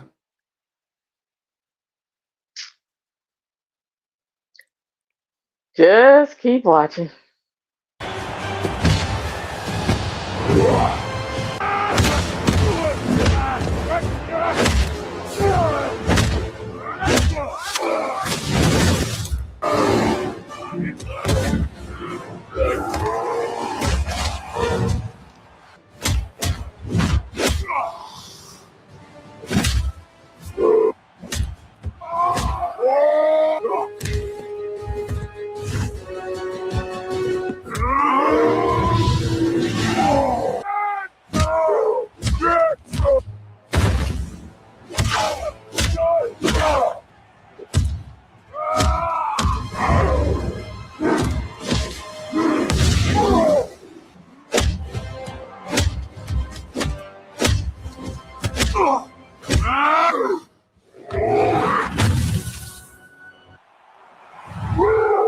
What kind of creature is this?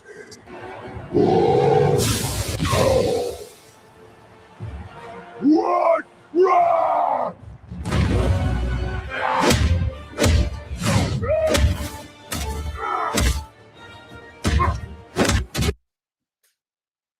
You gonna make me want to go get me a drink, man.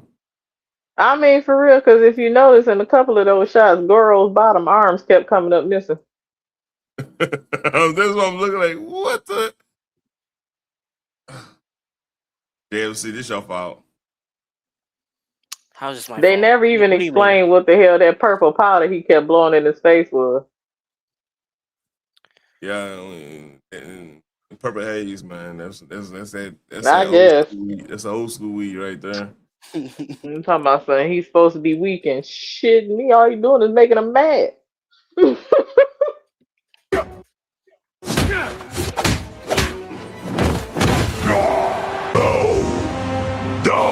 And you know, it keeps skipping. The track keeps skipping. Mm-hmm. They just throwing some shit together, man. It's crazy.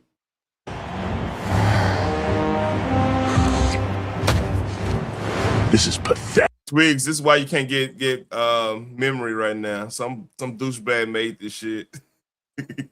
Fuck the memory market. Again, I appreciate the fan made creativity, but at least keep it really a little bit closer to the real shit. Oh, they can't do that now. No.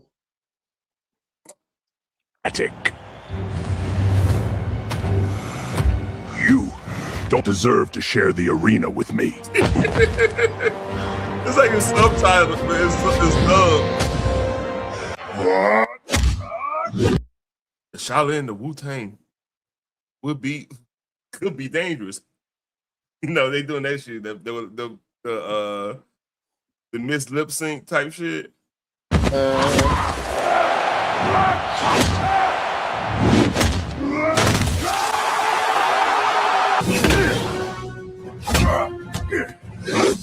Hey, like his arm is like.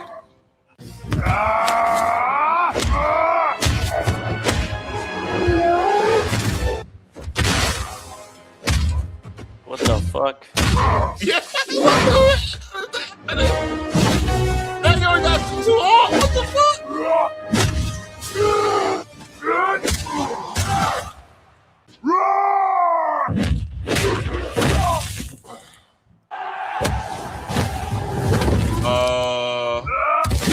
Ooh.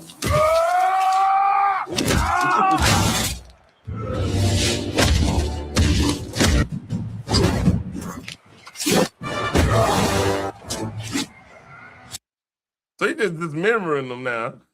Uh-huh. He's sick of his shit at this point. Yeah. Oh man. I'm too sober for this.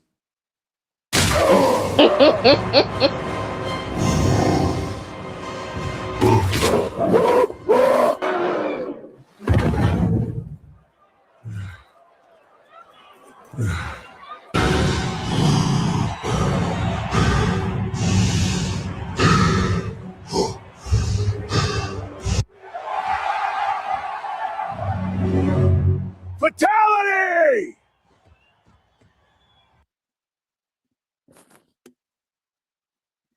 KFC, this your fault, man. I'm How blaming is this you. my fault? What do you mean? I'm blaming you. You need to tell your cousin to fix this fucking yeah shit, man. It's your fault. You know, you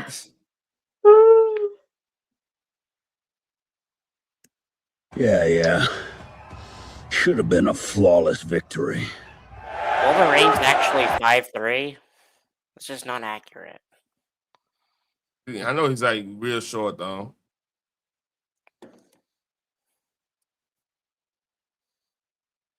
Oh man. Oh man. All I know is my girls got a kick out of this, and I'm like, this shit is so. This ain't it. I was sitting here cracking up, mad as shit. Not is that Batman? That is so funny. But they do have a Batman against. I can't remember. I watched it though. I think I need to be like this dude again.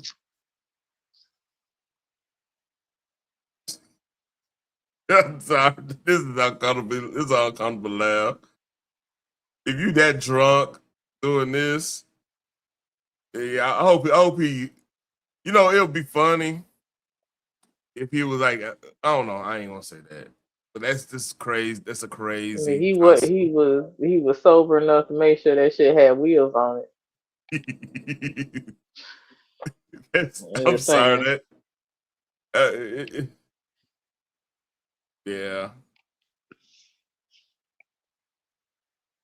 And I'm ending this. Hey, everybody remember it is Resurrection week, so It definitely is.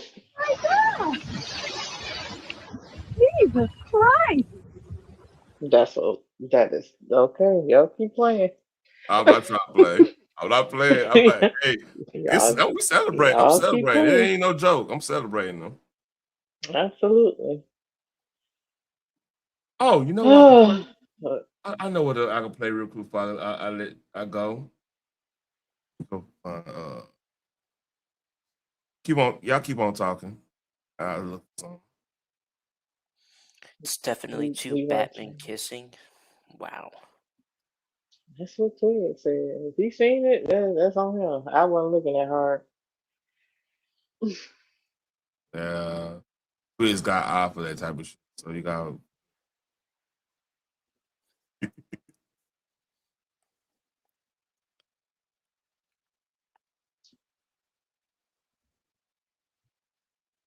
There we go.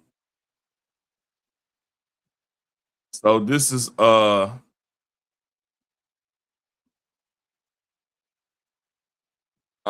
this Resurrection week. I think we need to play some slight humor. Slight. Hold up. I thinking, I'm Jesus. Mm-mm. No, not that. That one ain't good one. Hold on. Let me go. Find out.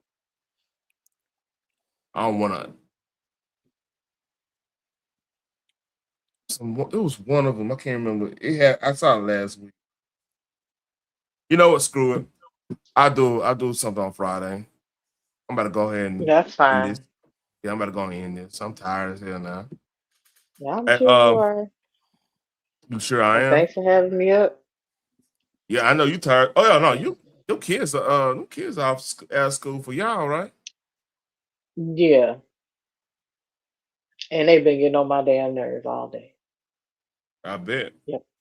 Yep. So they finally knocked the hell out.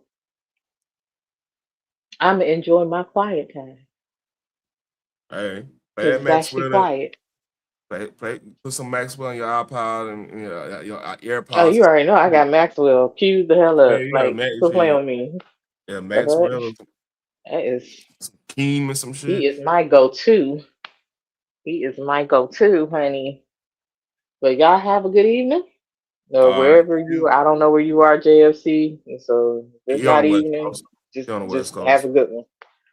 You too. Oh, All right. all I'm about right. to end. Hey, JFC, I'm about to end this. Y'all take care. Like, share, subscribe, and anybody watching in the back end. Peace.